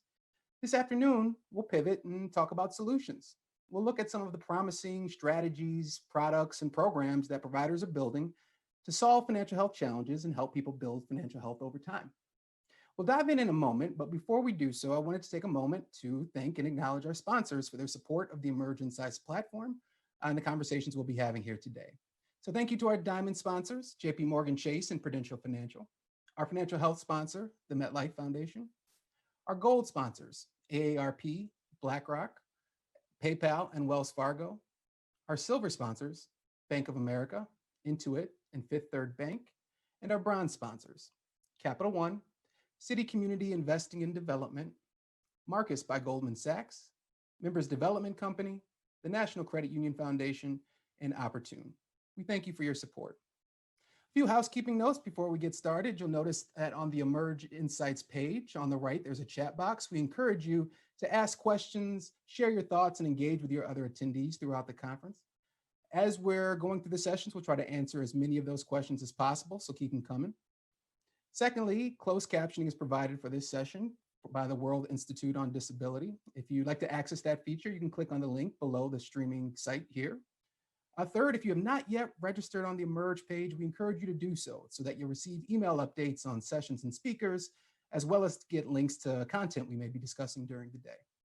Now, the session today will last about 90 minutes. We'll wrap up around 3 p.m. Central, but we'll start back up and hope to see you tomorrow at 10:30 Central, where we'll be discussing measurement. And last but not least, feel free to share your feedback. Share it in the chat or share it with us directly via the Emerge email address.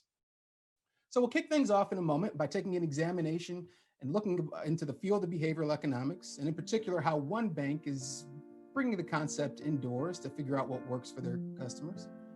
I'll turn it over to my colleague, Heidi Johnson, to lead that conversation. But first, a quick word from our sponsors.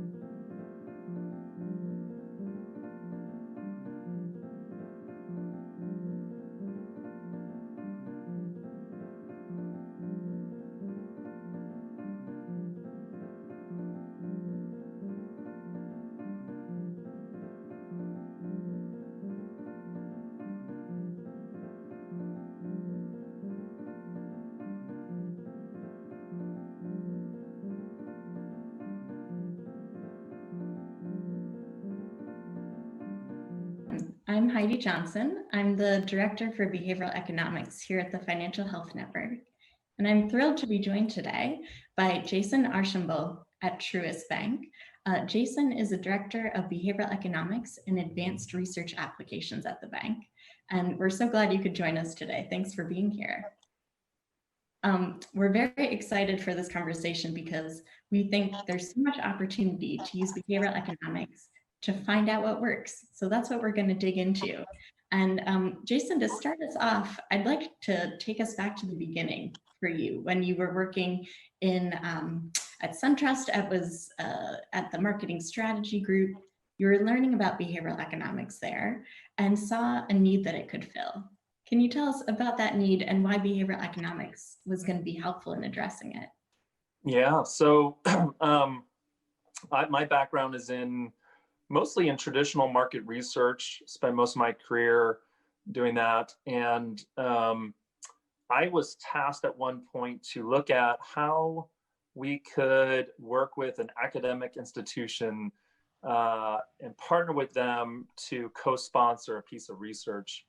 And as I started investigating who in the academic space could be a good partner, I found my way into the world of behavioral science, and in particular behavioral economics, and got fascinated with the theories and the principles and the biases and how psychology was at play with traditional behavioral economic or traditional economic thinking.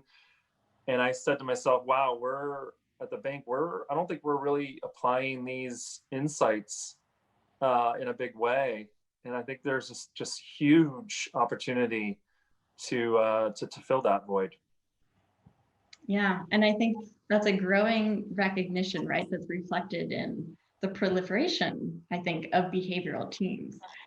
You probably know Steve Wendell at Morningstar has been running a research project to look at behavioral teams around the world, across industries, and is finding that, the vast majority of them have started up just in the last few years. So, it's this growing field. Can you tell us a little bit at Truist Bank, how new was using behavioral economics and what was it like to get that team started? Yeah, well, I think in a lot of ways it was new, and in a lot of ways it's still new for a lot of people. Truist is a new brand to a lot of people. So we're the two merged companies, merger of equals between SunTrust and BB&T, and even at SunTrust it was a new thing, and now that we're merged with BB&T, the folks that came from BB&T, it's pretty new. I'll say the ideas behind behavioral science and in particular behavioral economics, there's applications that had already existed within our experience design and innovation group, but there was nobody with very specific, deep experience in the applied behavioral sciences space. And so a lot of the work that I had to do was evangelize the science in a lot of ways, and do a lot of teaching of what behavioral economics is and the psychology of money. And I owe a debt of gratitude to our partner. We're a sponsor of the Duke Center for Advanced Hindsight, which is a nonprofit lab there in Durham led by Dan Ariely. And half of their lab is focused on financial well-being and focusing applied behavioral economics towards financial well-being. So I really got ramped up, almost like a on-the-job master's degree with Dan and the lab, and was able to leverage all those insights and start evangelizing within the bank. What an opportunity to be working with that group. And I want to dig back into that partnership a little bit later when we talk as well. But circling back to kind of launch of this role and bringing this work into Truist, what was the mandate for this position, kind of creating a consolidated focus on behavioral economics within the bank? Yeah, what's interesting is I don't know if mandate's the right word. I didn't really have any mandate, which was wonderful. I did have, and I still continue to have, a pretty long leash as far as how to form our application of behavioral economics within the bank. And I think if I were to say what was the mandate, it was go leverage behavioral economics for good, leverage it to align with our purpose, make sure that you are looking at the best interests of our clients, and help those most in need, getting the right resources, information, products. And so I would say that was really more the mandate. And then it was really coming upon me to figure out how I was going to sort of structure and apply it, which, in a lot of financial services or banks, a lot of times they sort of point the BE direction towards the wealth and advising space. And I made a concerted decision to say, you know what, we are going to serve the interests of all of our clients with this. This is a powerful tool that should be leveraged for all and not just those with a high degree of wealth. So that was my own personal, and it aligns obviously to our purpose, truest purpose of inspiring and building better lives and communities. And so that means the lives and communities of everyone, not just those that have higher means. So that was what I focused on. It's fantastic, very mission aligned, which is really good to see. Let's dig into kind of, now that you've got this team up and running, can you share some examples of projects you've worked on, ways you've been able to bring behavioral economics into that work to improve the financial health of all of your customers? Yeah, sure. I'll try to go through a good amount. I'm going to be sensitive to not tip my hat to too much proprietary information here, but so as I mentioned, we point our BE science towards all areas of the bank, and I've been fortunate to be able to do a lot of different projects and application. Some of the, for lack of a better way to say, some of the easier applications is within our marketing group. When it comes to applied behavioral economics, you ideally want to go in with a theory of what you think is going to help the client and the behavior that we're trying to encourage, or the decisions we're helping them to make. And ultimately, you don't know whether or not your intervention that you create is actually going to have the intended consequence that you want. So we try to form everything in a test, and not just a research test, but really a test within the wild, right? So within marketing, we already have a really strong A/B testing infrastructure. So it's really easy to bring in behavioral science-based principles and ideas. For instance, just recently, one of our projects was, how can we help convert our non-digital users to digital? So we still have a good portion of people who are not using mobile apps. They're not use our mobile app. We're not using our online banking. And even in this day and age, with COVID, you would imagine there's an increase, and there has been, but there's still quite a bit of people. And there's tons of benefits both from the bank and from clients to get them into the digital platform. So how can we apply behavioral science to help nudge them towards that? And so we ran some campaigns. We're still running the campaigns around goal gradient theory. So how can we frame it as you are one step away from completing your account setup? Go here to create your online profile, or go here to upload the app. We used social norms. So we said something like, 80% of clients like you are online. If you're not, click here to go online. And we've seen some powerful results from that. We've actually seen quite a bit of people who have been engaged in our creative and have subsequently gone in and started downloading the app and going online. So we've seen the effects there. What I like to think is sometimes the world of applied behavioral science is zeroing in on the little things And when I say little things, like we did a envelope test. It was a credit card to small business owners. We were incenting them $300 to open and use the credit card. Our prior creative had earned $300 splashed all over the envelope. And we decided to pivot, and we said, you know what, we're going to minimize the creative on it. It's going to be just a plain white envelope. We're going to say something like, you could be missing out. Look inside. So we played off the whole idea of loss aversion. And what we found was that the splashy creative and the $300 on the envelope was not nearly as strong as the temptation of what was inside, and the idea that they might be actually missing out on something. And so we saw a huge spike of not only opens, but also credit card apps from it. So that's just a small change to the creative actually had some big impacts to us. We're working on, sorry, should I keep going on these examples? Please, please. Okay. Hopefully I don't get my hand slapped later. We are in particular when it comes to savings, which is building savings is an incredibly important aspect to apply behavioral science and behavioral economics. It's an important aspect to Duke Center for Advanced Hindsight. They focus most of their work on the LMI community, underserved, and so they come with a wealth of opportunities there. But one project that I'm really excited about is a partnership actually with a group called Commonwealth. And Commonwealth does a lot of work within the savings space, specifically with the LMI community.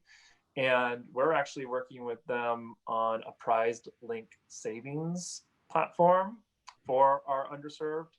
And so I'm really excited about how that's going to come to fruition, how we're going to apply that, and how to use BE to get specifically that community to engage in that. That's a really exciting application, especially, as you mentioned earlier, so often behavioral economics has been used more upmarket, right? So for wealth management, investing, things that folks with higher incomes can benefit from. And to take that lens of thinking about, okay, these everyday financial products and everyday financial needs, that's exciting that you get to do that in your work at Truist. I'm wondering if you can speak a little bit to some of the challenges that you might encounter in implementing this work, because I think it's widely appealing, right? There's a lot of interest in behavioral economics, but when the rubber meets the road on actually executing some of this work, testing can be an obstacle sometimes. I'd love to hear about, what have you encountered and how have you overcome that? Yeah, so my positive spin on that is I see it as opportunities. And a lot of times I actually frame it as a behavioral economics frame around it, which is, let me sort of identify what the frictions are to these internal stakeholders in actually using BE, and then how can I either produce fuel or eliminate friction to get them to come in to leverage BE. I say that a little bit of tongue in cheek, but it is sort of true. I've been after this for 3 years now. There's been more receptivity to the world of behavioral economics within the bank more now than ever. But there continues to be a lot of confusion about what exactly is it. Sometimes people think it's traditional market research. Sometimes people think, does this come with a price? Is this going to cost me something? My budgets are thin. They might say, you know what, we've got short timeline. Is this going to slow me down? And so sort of using the behavioral economics frame of the power of free, I say, you know what, this is going to be free. It's just going to, take my time and my Duke's partners' times potentially. And I really like to work within project groups. So, sometimes we look at it as a holistic BE application project. but most of the time it's embedded into a campaign development, it's embedded into the web page design, it's embedded into how we're designing experiences. And that takes many, many people, not just say myself and my team. So we like to embed ourselves within groups, and then it becomes not seen as something that's going to trip up their process, but more writing alongside their process. So, it's going to continue to come up. But I think the days, the weeks, the months that go by, people become more and more receptive and understanding. And I'll be honest with you, most of my time is evangelizing, like I said. So I'm literally talking to teams all the time with almost like a roadshow of what is behavioral economics, what is the psychology of money, how have we applied it within Truist, how should you be thinking about it, and so I try to use those tactics to try to alleviate the obstacles, the barriers to working together.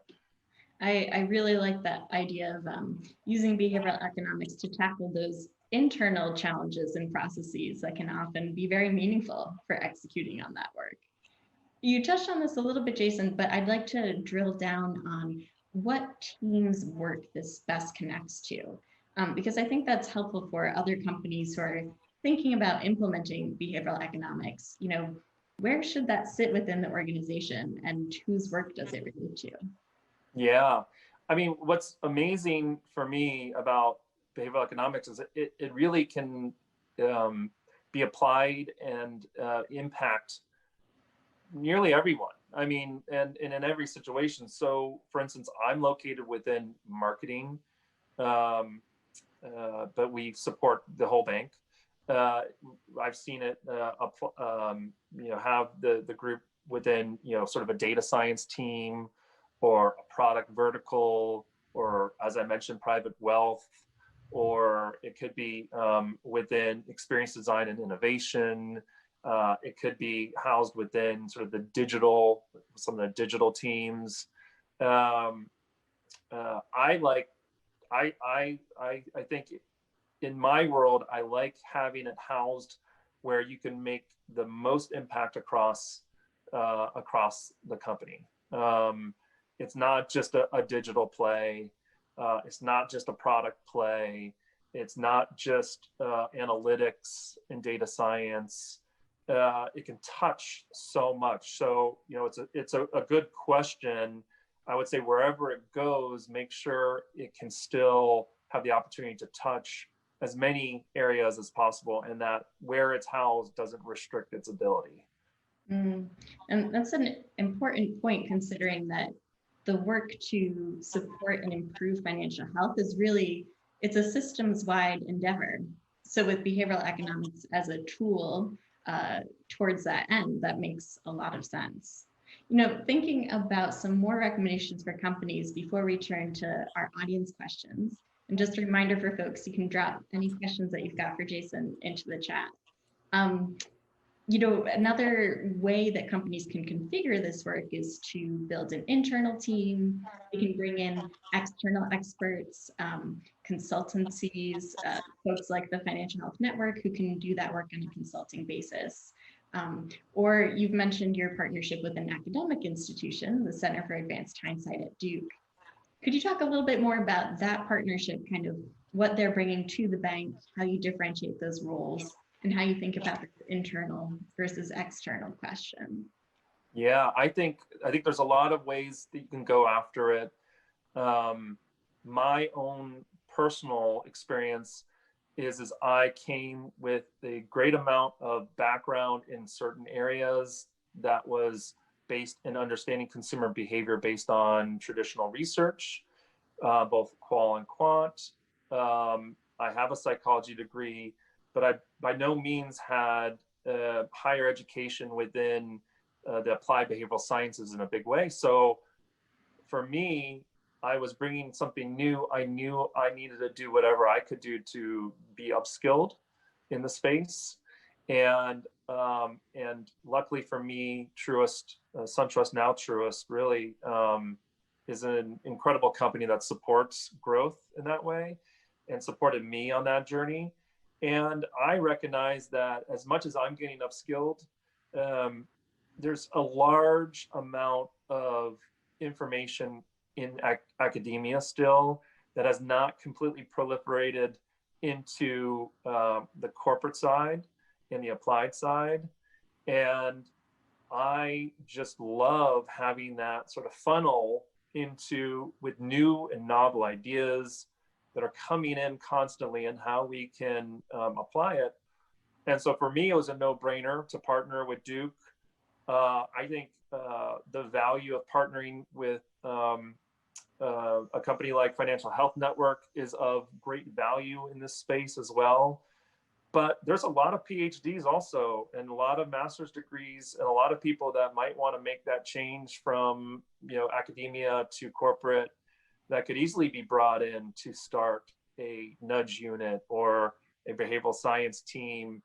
And it's just a matter of what's the vision and how do you want to grow it, either organically or bring it in. I can only speak to the way I was brought into it, and for me, it's working incredibly well. Yeah, absolutely. Well, and in thinking about configuring those teams, I think another key piece to put in place is what's the business case? What's the return on investment, right? And from that perspective, what's the best way to go about it? You alluded earlier to the draw of these kind of small changes that you can make that have these large impacts later. Can you talk a little bit more about that and kind of the connection that you make in your in the evangelizing that you're doing internally? Yeah, well, I mean, I'm sure people probably are putting two and two together, but you need to test, obviously, and I said that earlier. You absolutely have to test. You have to have the key KPIs that are going to come with it at the end. And in the beginning, small wins, right? You get small wins to show the power that it has on those KPIs. And once you start, it almost becomes sort of a snowball effect where people say, I want more of that, because what you're giving me is some actual real return on investment. I'm not just talking about profit for the company. I'm talking about a balance of both purpose and profit. Good for our clients, good for the bank, and it's those KPIs in the end that are showing that. And so, my support for my executive team has just grown, and they see the power of it. And so you have to put in place the measurements, the testing, the experimentation, the key KPIs. Show that as part of your evangelizing internally. And then hopefully you'll see the snowball effect from there where people are just going to want more and more of it. And that's exactly what's happened with SunTrust, now Truist. Yeah, it's a great case to be made.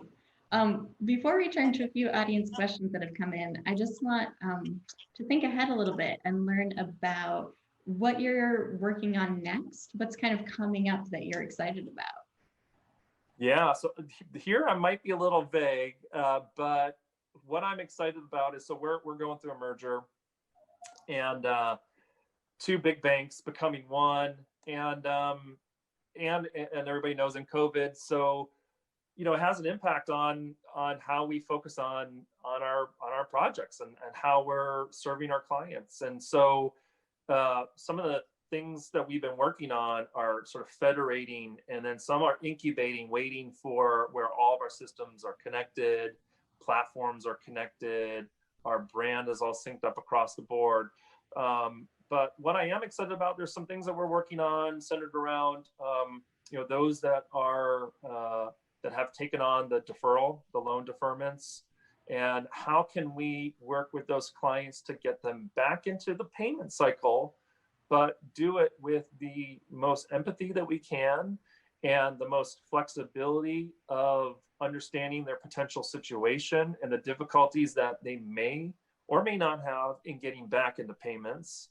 But clearly there's an impact on if they go past the deferment period. And so we want to protect them, their financial wellness. And so clear communication, giving them flexibility, that's a project that I'm working on now, and I'm excited about how we're moving that along. So yeah, I would say that that's probably some of the biggest areas. Yeah, and all the time we've got for this session, but Jason, I want to thank you so much for joining us. It's been great to speak with you. Yeah, this has been a pleasure. Thank you so much. Thanks so much. And next up, we're going to have a case study from the company Even, where we're going to learn about how they leverage their testing culture to solve big problems and to improve their product. Hi, everyone. My name is Andrew Dunn. I'm a manager on the program team at Financial Health Network, and I work on a lot of our research and evaluation projects, including a project with Even. In this session, I'll be speaking about testing with Even as a case study. We'll discuss how Even created a testing culture and some specific examples of tests that have improved their products and consumer financial health. We'll have a chance for audience questions at the end of the session, so feel free to submit questions as we go. I'm joined by Evan in video and Kabir via phone from Even, and Maria from our Financial Solutions Lab. Evan is CTO and VP of Product at Even, while Kabir is a software engineer and a data scientist at Even. Maria is a director on our Financial Solutions Lab team, which is a $60 million 10-year initiative managed by the Financial Health Network in collaboration with founding partner JPMorgan Chase and with support from Prudential Financial. So let's jump in and talk about testing. Evan and Kabir, can you say a little bit more about your role at Even and how it intersects with testing? Kabir, can we start with you? Yeah, sure. Right now, testing is basically my entire life at Even. I've been acting as de facto chief experimental officer, basically, the other kind of CEO. And what that involves is like identifying all the questions that are worth asking, figuring out which ones we can answer, and then making it happen. And making it happen involves the entire company. So Even as a mobile app that's distributed as a benefit through employers to help out the financial health of their employees. So that means talking with our customer operations team, making sure that like our employers are on board with studies, member ops team, making sure that members are happy and healthy in these studies, engineering, data engineering, and also external experts for guidance and like independent validation of results, which means universities, but also you, like the Financial Health Network, but also you specifically, Andrew. Thank you, Kabir. Awesome. My role is made significantly easier by how amazingly competent and skilled Kabir is. So I see my role in all of this as providing sort of the ingredients, the institutional culture that respects research and testing and that values it. And then, of course, the technical infrastructure to make it possible to do these types of analyses. And then where we can, completely aligning our experimentation and product roadmaps at the strategic level. Great. Thank you both for joining us. And Maria, you've known the Even team since they participated in our very first cohort of the Financial Solutions Lab back in 2015. So why did the lab decide to invest in Even so early on, and how was testing a factor in that decision? Yeah, thanks, Andrew. So first, I should just say that testing or really trying to do anything new in this space is exceptionally difficult. We operate in an incredibly complicated regulatory and legal environment, and even just understanding all of the nuances of an individual's financial life is really complex. And all of these challenges are just further compounded when you're at a startup, right, who has all of the traditional resource constraints of trying to start something from scratch. And so from my vantage point, what you often end up seeing is that a lot of entrepreneurs end up chasing what we call vanity metrics. So number of downloads, number of signups, metrics that give the illusion that you're providing value for your customers, but it's really taking you off course to what really matters. And so this is why really, at the core of everything we do with the Financial Health Network is around research and measurement. And it's the reason why we started the Financial Solutions Lab, so that we could help startups like Even, who are all in on solving real problems for millions of households around the country, and who are also really all in on driving the kind of impact that we seek. And so when we first met the Even team, we were not only really taken by their conviction for this problem, but they're also just very skilled at taking a gnarly, complicated problem like cash flow volatility and breaking it down into testable hypotheses. They're also, keenly aware that they are not their target customer, right? And so it's really important for them to be constantly testing their assumptions that the problem that they're solving for is actually the problem that their customers are facing. And then finally, we just found them unusually adamant about surrounding themselves with partners and stakeholders who would hold them accountable to their vision and to the problems that actually matter, and partners that wouldn't distract them by going for like the low-hanging fruit or kind of other easier ways of going about the problem, but that weren't ultimately addressing what their consumers needed. So it's been a great joy and pleasure to be working with the Even team and partnering with them over all of these years, and really excited for them to share with all of you a little bit more into how they think about testing and measurement inside of their organization. So we've already used the word testing a few times, but what does that actually mean? Kabir, can you share what testing means in your role and what kind of questions you try to answer with it? Yeah, sure. It's basically what Maria just said. It means testing your assumptions. Like anytime that you're building a product and trying to bring it to market, you have these very strong opinions, these strong assumptions about how the world is and how you can make it what it should be. And both of those sets of assumptions you need to actually test and see if they stand up to scrutiny. So like on the assumptions about what the world is, like we will regularly have these gigantic research sprints where people from design, qual, and quantitative research will all get into the same room, figure out what's going on with the app, figure out what members like, what they don't like, what they need.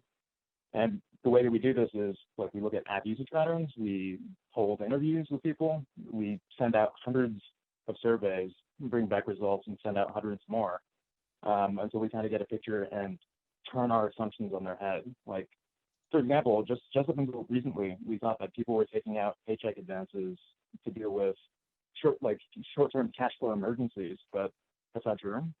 About 90% of them are to pay for essentials or to pay for a bill that's coming up or to pay for a bill that was just due. There's a point where we also thought the advancing feature in our app was the most popular. That isn't true either. It turns out the most popular thing was people coming into the app and looking at their schedules, looking at how much they earned and how much they stood to earn by the end of the pay period. So like we just prove ourselves wrong like this. The second set of assumptions about like whether or not we're actually making the world as it should be, I think is probably more important. And the way that we do that is by basically saying if we have the impact that we say that we do. And really the only way to test that is with rigorous experimentation. So like you need randomization, you need control groups. And again, like Maria said, in our environment, it's not always easy to do that, but we kind of need to do it. But yeah, testing is basically all that wrapped up. It's trying to prove yourself wrong over and over again. Yeah, totally. And I appreciate that there's a value in kind of interrogating your assumptions. But Evan, how do you typically use the results of the tests that Kabir just spoke about? Yeah, so at a strategic level, the types of tests that we're running, the research we're doing, firstly, it tells us if we're going in the direction of our mission, right? So it's very important and pretty foundational for the whole company. And then along the way to our mission, it's showing us if we are actually creating the value for our customers, which is more financially healthy and resilient employees that makes our business ultimately viable and successful. So at a strategic level, it's critical. And then you can see it show up throughout the organization, whether it's these findings helping us make better product decisions, decide how to prioritize our product roadmap. Engineers use these findings to help ensure that the work they're doing is being actually measured in the right way. And then, of course, we're sharing much of what we're finding, with our employer partners and actually educating the broader community in how to assess the financial health of employees. Yeah, great. I appreciate the connection kind of between the tactical level and the higher level strategic point of view. And Kabir, I know you've worked on multiple testing projects in partnership with Financial Health Network. One is where we're evaluating the impact of a behavioral nudge to help Even users save more. And another is looking at the relationship between use of Even and employee turnover. Can you talk through some specific examples and what you're learning from these types of projects? Yeah, sure. I think the Leaders Lab is much easier to talk about. So in that, we're basically trying to bring behavioral economic ideas to product design and see what it could give us. And Heidi Johnson did a lot of the literature review for us to see what interventions made sense. Eventually, we settled on this experiment of presenting members with an active choice to start automatically saving bits of their paycheck.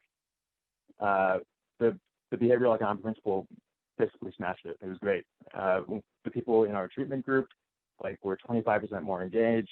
At the end of 8 months, we had 40% more balances. There was no additional churn from this one extra screen that we introduced to onboarding, and retentions are pretty much equal. It was a pretty massive success. The Financial Solutions Lab one was a little, the first cut of it at least was a little bit less successful, which I think, Andrew, you're intimately aware of. But it still did teach me, not about any of the science, but it did teach me how far Even was willing to go. So to give you guys context, the mandate of the FSL was to measure our impacts on turnover and also other financial health metrics.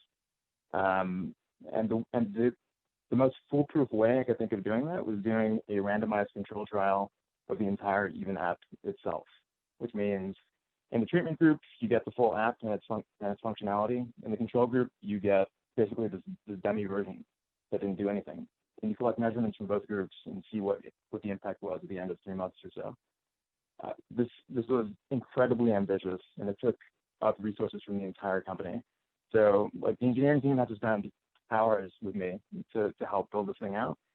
We basically had a little internal review board inside the company composed of design, compliance, and member operations, making sure that, we had informed consent in the app, that we were collecting signatures, that the messaging wasn't coercive, that the experience is as smooth as possible.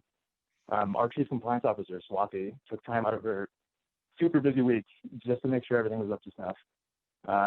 One of our member operations specialists stepped up and volunteered to make sure that people were getting paid. And we were actually offering to pay quite a bit. Evan, I'm not sure if you remember this, but there's one day where we were going over what we would need to pay to get a good sample size. It was you, me, and Quentin in a room. And I remember staring at this number and being super scared of it because we were standing to pay $120,000 just to get this experiment off the ground. And you and Quentin, that scared me. But you and Quentin looked at it for 5 seconds and were like, yeah, that's legit. That sounds worth it. Which is great. Even though the experiment didn't come to pass because of other circumstances and bad luck, I ended up feeling pretty lucky because the machinery is still there. The will to do that kind of testing is still there. Those are some great examples, Kabir. And so I think as Kabir just illustrated, Evan, it's clear that testing and evaluation is a big role at Even's work. So how did this come to be, and how did testing get integrated into Even's culture and operations? I think Maria touched on it to begin with, but let's be honest, we all came to Even to put a dent in very massive financial challenges faced by millions of American households. And at the end of the day, we knew that the people that actually run the company, the people writing the code, setting things up, et cetera, were not experiencing the depth and breadth of financial challenges that are pervasive across our country. And so once you believe that, you have to go outside your own experience, outside yourself, and really learn and understand what's going on. And so that from day one, research was a massive part of our culture. And frankly, we were convinced, it happened the whole time and continue to be, that without doing the research that we do, success would be impossible, right? So it's really a core part of how we expect to win. Great, and we have just a couple minutes, but I'll ask 2 more quick questions. So how does this get operationalized, and how does this get developed as a habit? You know, Even's been a company for many years, and you've been doing testing throughout the entire period. So how does that work? Yeah, I can walk through a few of the things, the key things that I think we've observed over the years. The first is going to be culture. It has to start from the top, and it has to be a really core way that you expect your business to be successful. Without that, it's always just going to be a side quest. Um, we encode that actually in our hiring interview process, looking for people who want to find the truth. Then at the organizational level, you need to bring together the functions that can actually do this work, which, as Kabir pointed out, it's a very multidisciplinary technical effort. And then you also need to make sure that people doing these experiments are working very closely with their business partners outside of the, sort of the tech org, right? So you need to have, sales, customer success, member operations, everybody working really closely together. And then you obviously have to lay a massive, sort of engineering and technical infrastructure. And so, first and foremost, having the ability to toggle experiments on a per member basis. There are great experiment frameworks out there today. So this is much more like a turnkey solution now. At the time, we actually built our own experiments framework to do all of this. You then need to have all the change data capture and logging to be able to know what happened. And then, of course, you need to have like really great data warehousing analytics tools to be able to slice and dice the data and extract those insights. And so you need at minimum all of that working together, and then you can take a shot at some of the big experiments that you've done. Yeah, I would add that you also need to surround yourself with good friends, right? Like we've been working with Washington University, with Stanford, and with the Financial Health Network to work on questions. So we are accountable to people outside the company who are as curious as we are. So we can't just sleep on it.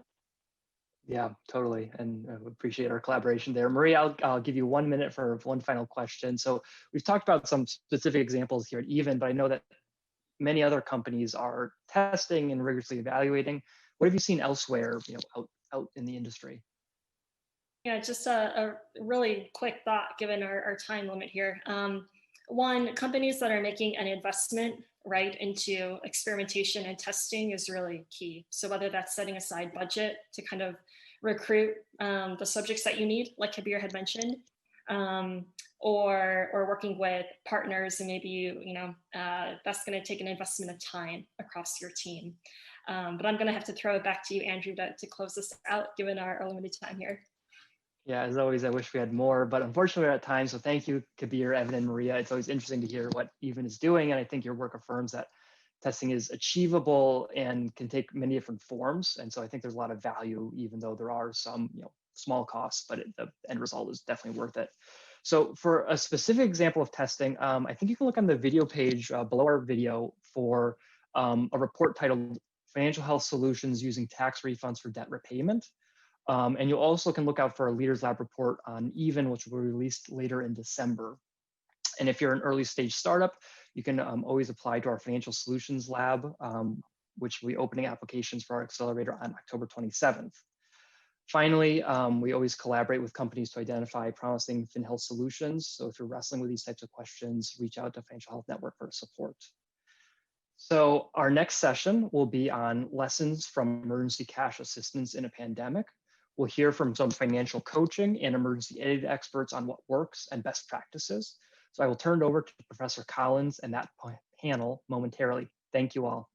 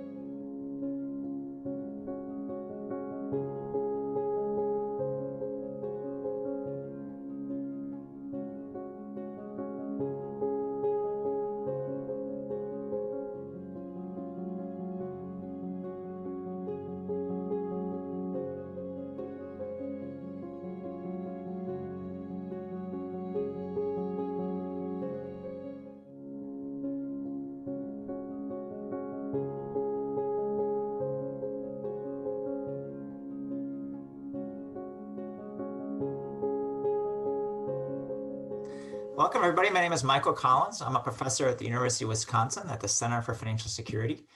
And our session is about what works, specifically looking at the topic of emergency cash assistance in the pandemic. We see in the data lots of families who had liquidity shocks, who were struggling to make ends meet. And then we saw the rise of these cash assistance programs and other kinds of emergency aid to help people get through what we thought in the beginning was a short-term rough patch, but today we're starting to realize might be a longer-term issue.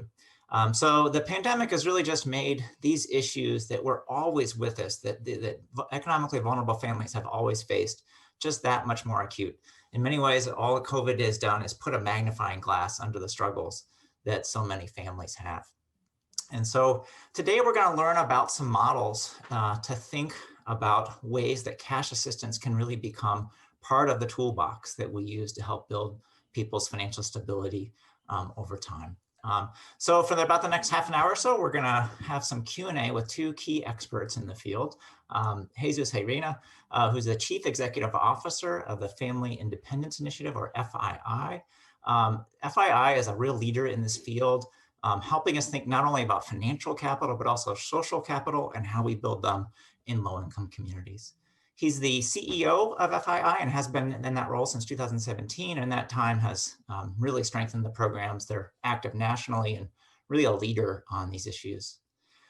Their technology platform is called Up Together. I'm sure he'll talk more about that, but it's super exciting, and I'm really happy to have him with us today. And then Rachel Schneider is the founder and chief executive officer of Canary, which is a mission-driven enterprise contributing to the evolution of 21st century social safety net. So she'll talk more about her work as well, but you may also know her from her prior roles, including the Financial Diaries, which has been a very influential resource for so many of us who've studied family financial instability, and has been a real leader with the Financial Health Network as well. All right, so enough of me. I really want to turn it over to you all to start thinking about these issues together. So at first I want to talk about this issue of cash assistance, and really cash assistance goes back, that's how we helped each other out in the olden days. That's how our parents helped us out. That's how we helped our friends and family out. And so at the same time as it's so old, it's also really new.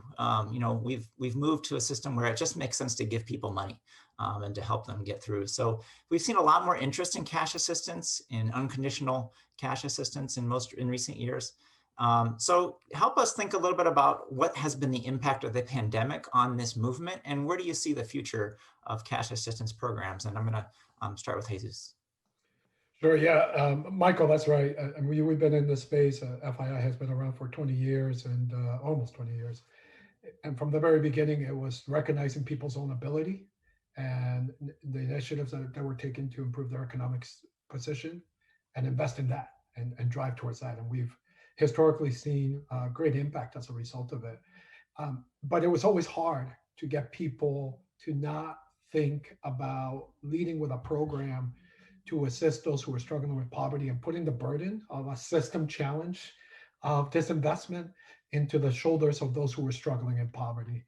And what I think has happened for the last 7 months is that there's no way you can put, right, like those systemic barriers, that burden back on people, that people understand through a pandemic. It's really clear. The economic conditions have changed, as most of us have heard in the last week. 8 million people at a minimum have been added to an already growing 40 million Americans who are struggling in poverty. And we know by the time this is all over, it's going to be a lot larger. And so the quickest fix is to recognize that people have huge abilities and to invest in them. And I think a lot of the narrative that we've built, the false narrative, as well as negative stereotype about the abilities of the working poor, have been lifted as a result. And so we can recognize this moment.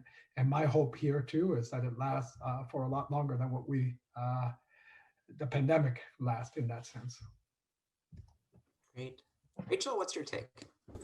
Yeah, I mean, I think the pandemic really answered the why question. Like, why would you give people cash? You'd give people cash because it's the fastest and the most straightforward, and it trusts them to know what their needs are. And in a moment of national emergency, it just seems obvious that that's the right choice, to give people more cash. So those why questions, where prior to the pandemic, we already had a great momentum around the idea of cash assistance with the rise of UBI as a real policy topic that's being discussed. But there were plenty of why questions that still felt central. Why would you do cash instead of these other things? The pandemic answers that for people, at least in the case of real trauma, real disaster. And so there is real momentum because it moves people onto the next phase of, okay, we've answered why, so now we should figure out when is it the right intervention and how do you do it best? And those are different kinds of questions that still need big answers. And I think that those how questions and when questions, or in what circumstances questions, I would answer by saying, we need to continue to expand cash assistance because of what you said, that the fragility of people's economic lives was here before the pandemic and is here afterwards, and even more strongly so. So we're going to continue to need to innovate around how do you give people what they most need. And then the other thing the pandemic did, it's not really the pandemic, but the deep outpouring of feeling about racial injustice also gives new legs to this conversation, because the main way that we all handle emergencies is to rely on friends and family.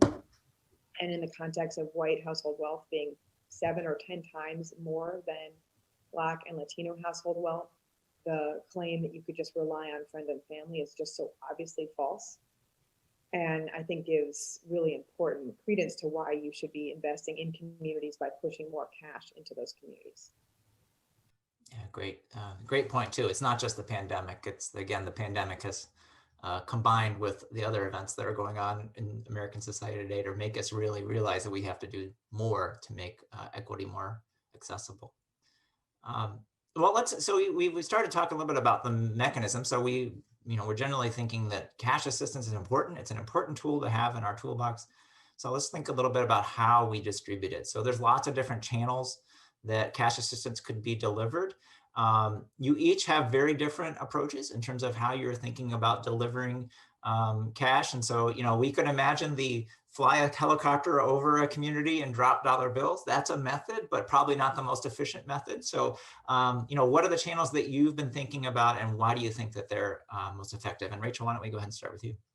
Yeah, I do like the helicopter distribution channel. We shouldn't give up on that. So what Canary does is we distribute cash assistance through the workplace. And so what we do is we partner with employers. An employer will seed a fund that is then available for employees to access in times of hardship.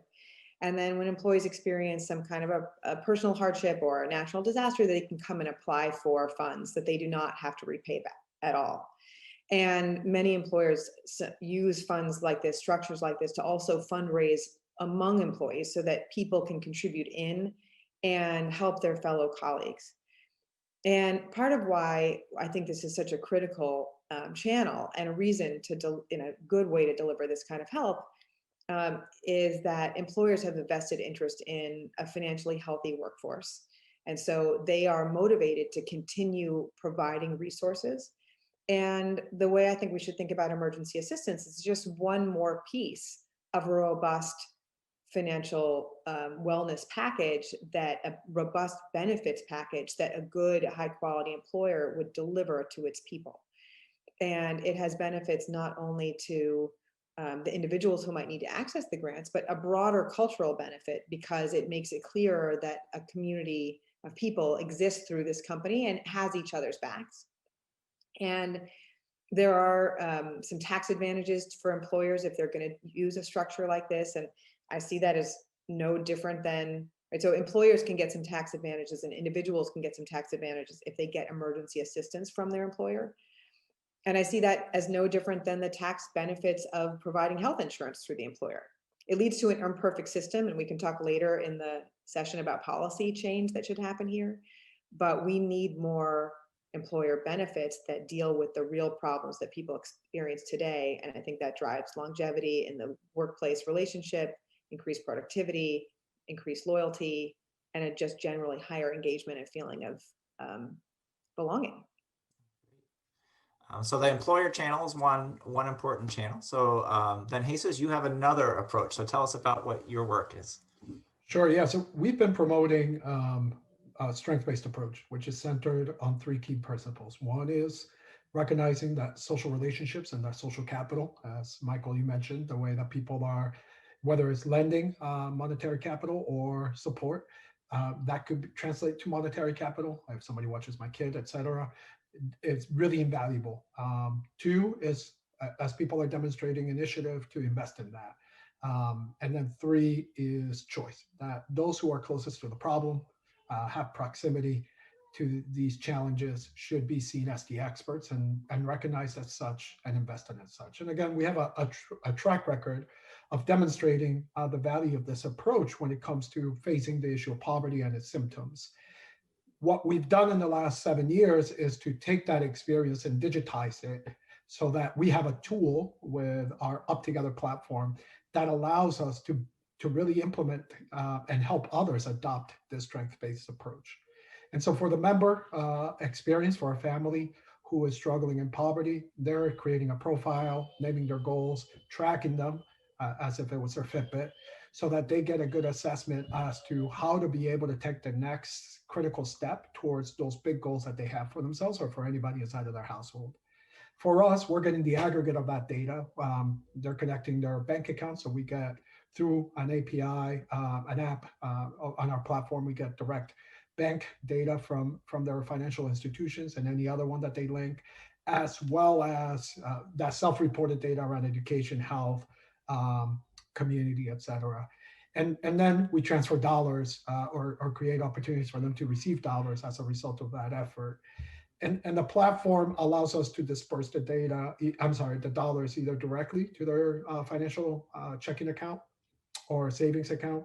And for those who are unbanked or underbanked, they can choose to get a prepaid credit card, essentially, that is either electronic or physical, and to be able to receive those dollars. And from that second one, we're also getting the data. So there's a real ease in the way that we can connect and learn from the individuals about the strengths that they possess. They're also able to create groups, so they're building on their social capital and extending their network with a platform.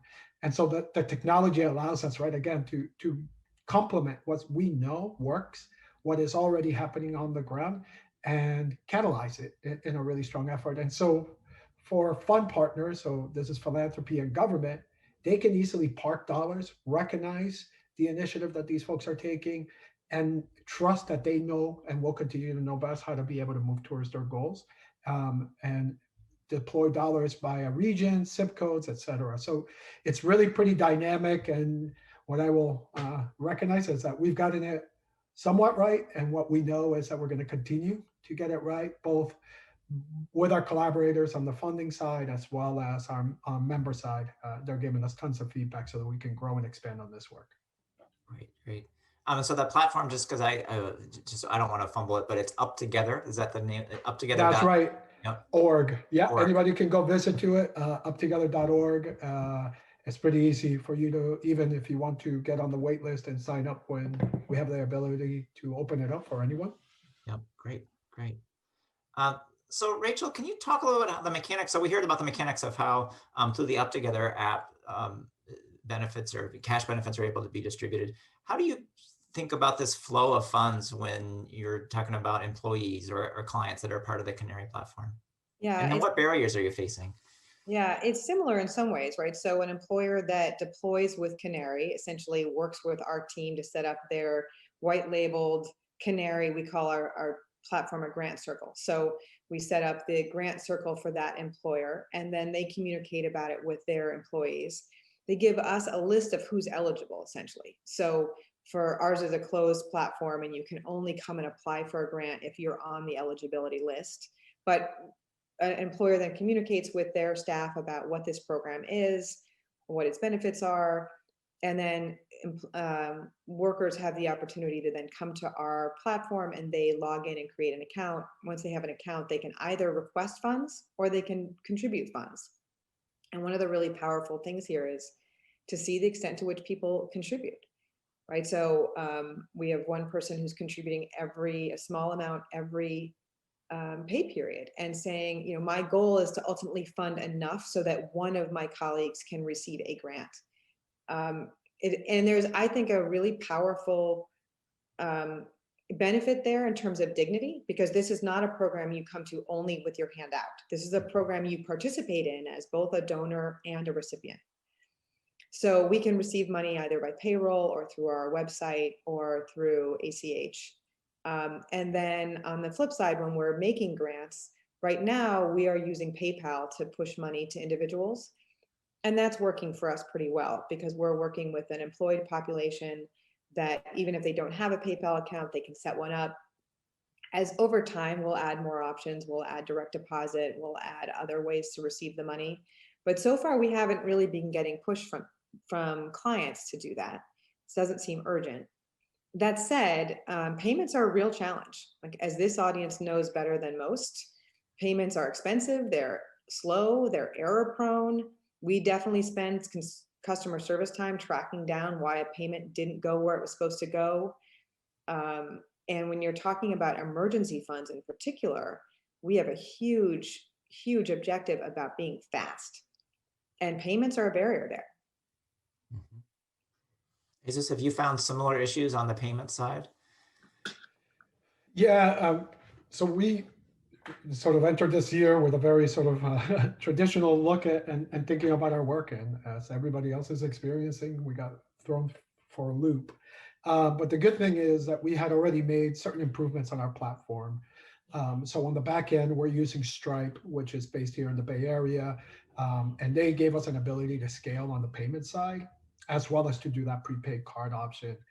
And as we launched our national fund, Give Together Now, to be able to respond to the pandemic and give one-time payments of $500, it definitely adding, I think, a month and a half in, given the prepaid card option, created a really ability for people to easier get some dollars. We're seeing about a 10 to 15% user rate there. And then on the direct deposit side, it's actually been working really well. We get a little bit of that lost payment, but it feels pretty stable at this time. And I'll knock on wood, because I'm sure that as I say that, I'm going to get a call after this and be like, that's not happening right now. And actually, I'll share a quick story. One of the cool things, because we did do a couple of double payments and learning. And the reason that we learned that was because one of those recipients called us and was like, hey, I got a double payment. I don't think I was supposed to. And so, right, like, again, when we think about the narrative that we built about people who are struggling, and even in a moment of emergency, like, she did the right thing. She called and she said, hey, and that's how we picked up. And they were like, oh, okay. So we got about a dozen of those overpayments, and we're able to pull them back. And so, yes, bumps and things happen, but I think we're at 80 million that we've deployed since March. And again, it hasn't been perfect, but those sort of bumps have, for the most part, minimized, and now we're finding new bumps in the way that we're learning from the families. Yeah, that's great. So far we've really been talking about the cash itself, moving money, or providing relatively small amounts of money, but giving people financial help. What else needs to be the complement to the cash? I mean, whether it's it could be the online tools we talked about. It could be sort of coaching or counseling. But what are the other things that people who are facing these shocks to their finances might need to be able to emerge from whatever this event is with a higher level of financial health? So I'll open it up to either one of you.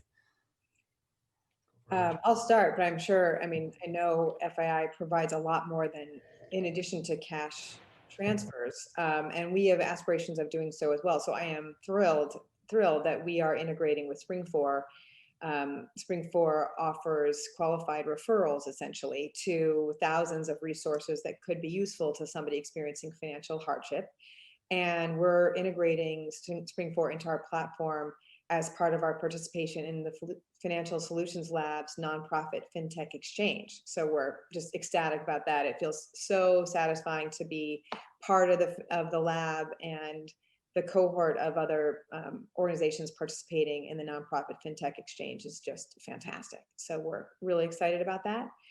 And I feel like I shouldn't even explain really what Spring4 is. Michael was part of founding Spring4 and designing it from from the beginning. But we do think that's only the beginning. I mean, emergency cash assistance is most helpful if it's part of a portfolio of other interventions and other resources for people, right? Because otherwise, I mean, to think about it in the most negative way, otherwise we're going to get far too many applications for grants. And some of the people applying for grants would be equally or better served by a loan or a savings product or planning services or better health insurance. And we can't expect to solve all of those problems. So we're going to be most effective for employers who are interested in having a robust set of benefits, and we are a piece of that benefits package. And I think some of those we'll be able to provide access to through our platform. So in this case with Spring 4, where if you're part of the Canary Grant Circle at the employer with whom we're going to deploy it, you'll access it through us. In other cases, I think it'll go the opposite direction, where there would be some other benefits provider who would add on our service. And we think both are going to work great. Jesus, what about from the FII and the platform you use? What are other services aside from the financial support do you think are really critical? Yeah, so, we are historically have never been a service or a program. We really do believe that folks and their communities hold a key, and as they travel along their journey of success, as they define it, having a small community of support that can grow and expand is critical. And I think to Rachel's last point, I would just amplify that point that the truth is there's not a cookie cutter solution here as we think about emergency and beyond.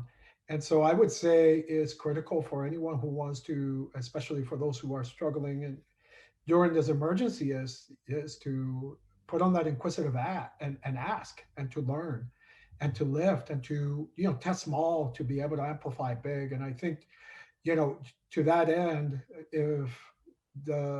as a whole, if we're not building a new social contract, if anything has taught us this year, is that we have ripped apart the safety net as it existed, and I would argue was built on a flawed foundation, as it really was around the negative stereotypes and often racist stereotypes of the working poor.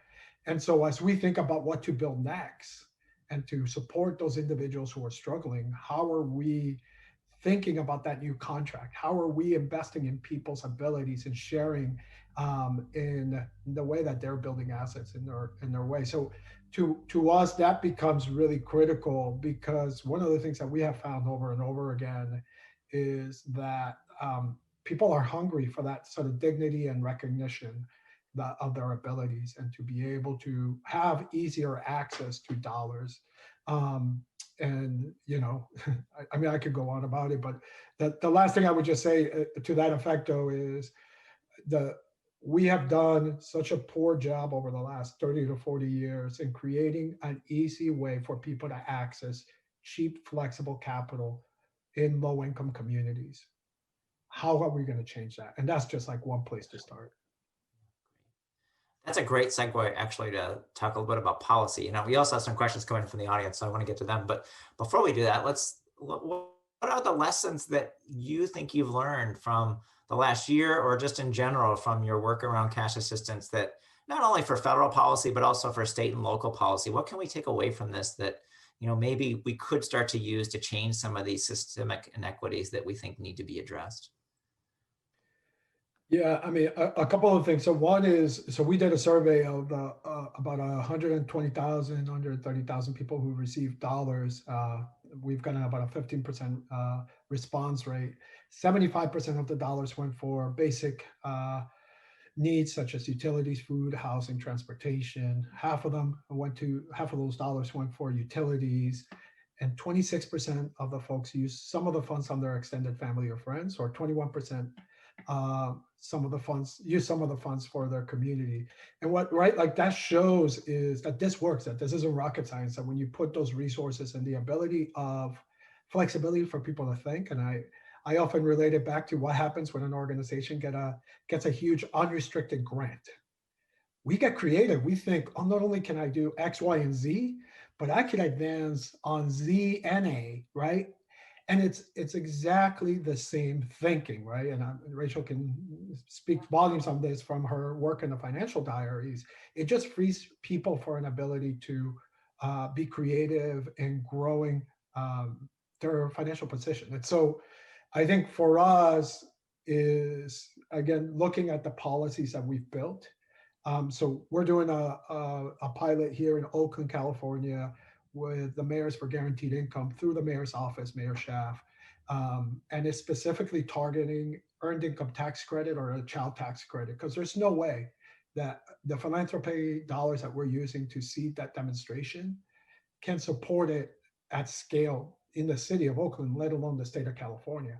But how are we lifting the evidence of that impact so that we can change policies that best support those who are 50 to 150, 200% of poverty, so that as they're showing initiative and mobility, they can sustain it. And critically, that is the difference between those who are cycling in this vicious cycle of coming in and out of poverty. And we know about over a 4-year period of time, minimally 3/4 of them are, versus those who are able to sustain that, like those in the upper tiers of society, because there's methods of investment. And I think that's a fundamental change that has to happen that could scale easily.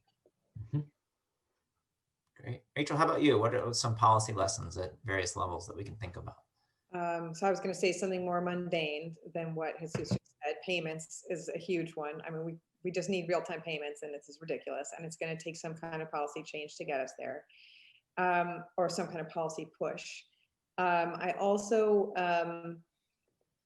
think that there's, one of the things that was really notable to me about this work I've taken on is that, so as I go around the world talking about it, and I talk about cash transfers that are coming from a group to an individual, what everyone says to me is, oh, my church does that. Oh, my synagogue does that. Oh, did you know welfare used to do that before welfare reform? Oh, did you know that the United Way does it? Like, this is a ubiquitous activity. It's just administratively hard to manage. So a nonprofit leader that I was talking about this with at some point said, cash assistance exists, but it takes a systems ninja to find it. And nobody who needs it is a systems ninja. And so there's a huge lesson here about administrative ease and flexibility and the ridiculous barriers we put up between people who need help and that help, that are intended to make us feel confident that the help is going to the right place, but often just add unnecessary friction and make it hard for people to get that help. And so we do ourselves a disservice, because instead of spending our time and effort helping people who need help, we spend our time and effort on a lot of paperwork. And so I think that's a huge learning around this work that we can lift up, because cash assistance, the reason everybody said that to me when I was walking around the world talking about this work is that it's a basic human instinct and happens informally all of the time, every day, in every institution that anyone is a part of. And the work that FII is doing, or that we're doing, is really formalizing an informal practice and trying to use that formalization of the practice as a way to get new cash into communities that otherwise didn't get it. And so as we formalize this very natural informal instinct, we have to not overburden it and kill it. That would be the mistake. I love the metaphor of a systems ninja. That's going to be a great takeaway. And the idea of administrative burden and reducing administrative burden of whatever programs we put in place is really critical, and hopefully technology plays a key role there. Couple of audience questions. So one's for Rachel, and that's when you get requests through Canary, are they specific to people who are maybe affected by a natural illness, or maybe they have an illness, or is it just kind of, I'm short? What are the sort of boundaries around the issues that people come forward with? Yeah, it depends on the employer program. So the IRS regs that make it particularly advantageous for employers to do emergency cash grants to individuals have different rules for if your program is just for natural disasters versus if it's for personal hardship. So we can manage both, and we're working with employers for the most part who are choosing to do personal hardship and natural disasters. And in that case, we develop an event list, if you will, right? A set of criteria that work for that employee population. Great. And then Jesus, how do you think about the sequencing of services? So people maybe need cash assistance, but you want to actually hook them up with some other services as well. Do they need to do the other services before they can be eligible to receive the financial assistance, or is it a condition of getting the financial assistance? No, so we trust and invest. We believe that your networks and your ability to sort of navigate through the things that you want to be connected to, you're one relationship away potentially, or maybe the right door is close by. You just need to look for it to be able to support yourself to get there. And struggling in poverty doesn't mean that you don't know how to manage your finances.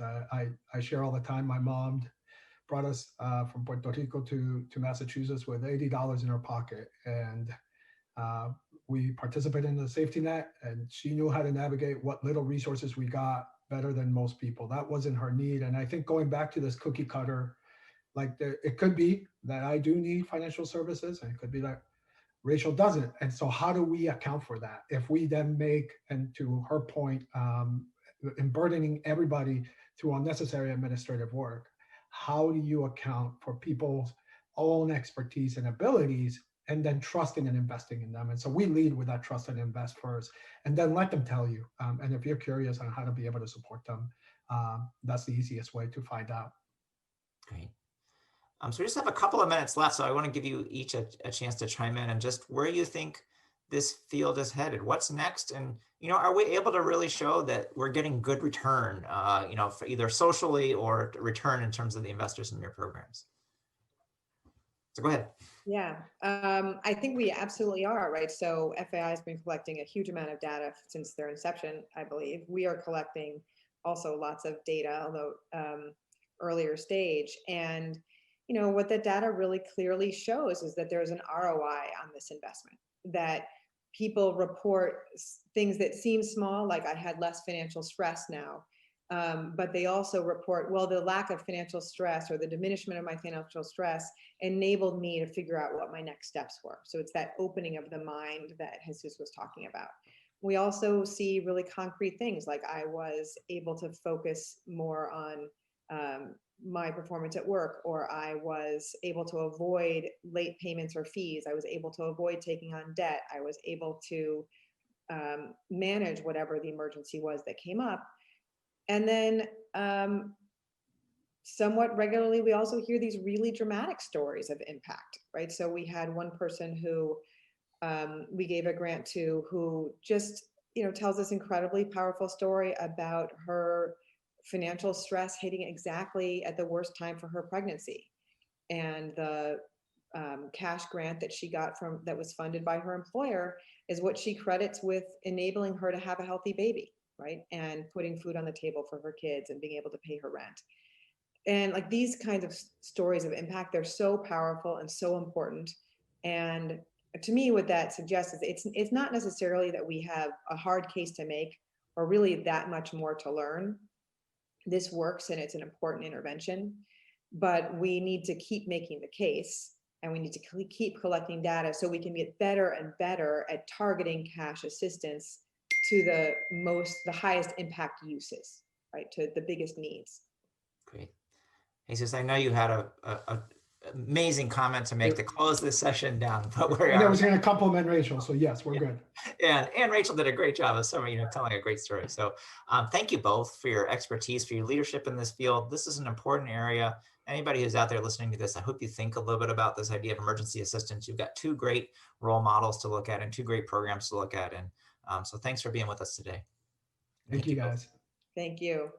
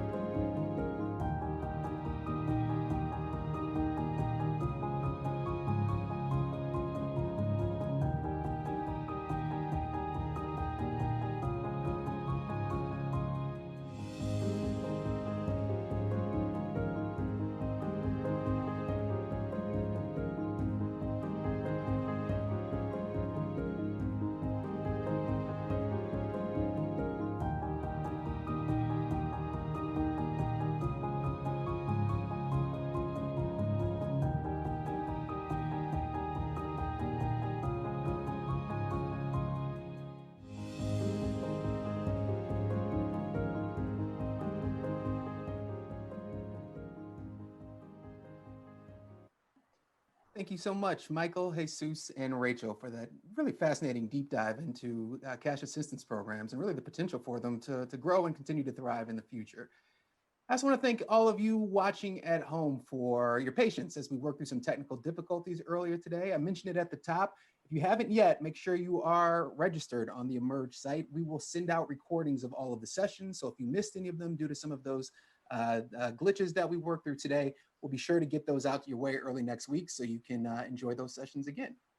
But to close out what's been a really fantastic first day of Emerge Insights, I'm joined by Heidi Johnson, Director at the Financial Health Network. And Heidi, again, thanks so much for kicking things off earlier today with that great conversation with the folks at Truist. I wanted to ask you, after the session on solutions, what stood out to you? Any reflections you want to share? Yeah, something I found really inspiring in the sessions today was to see how all these different companies are open to using new approaches, whether that's incorporating new discipline, like Jason shared with us at Truist, kind of bringing behavioral science into a bank, whether that's using a tool like testing, the way that Even described.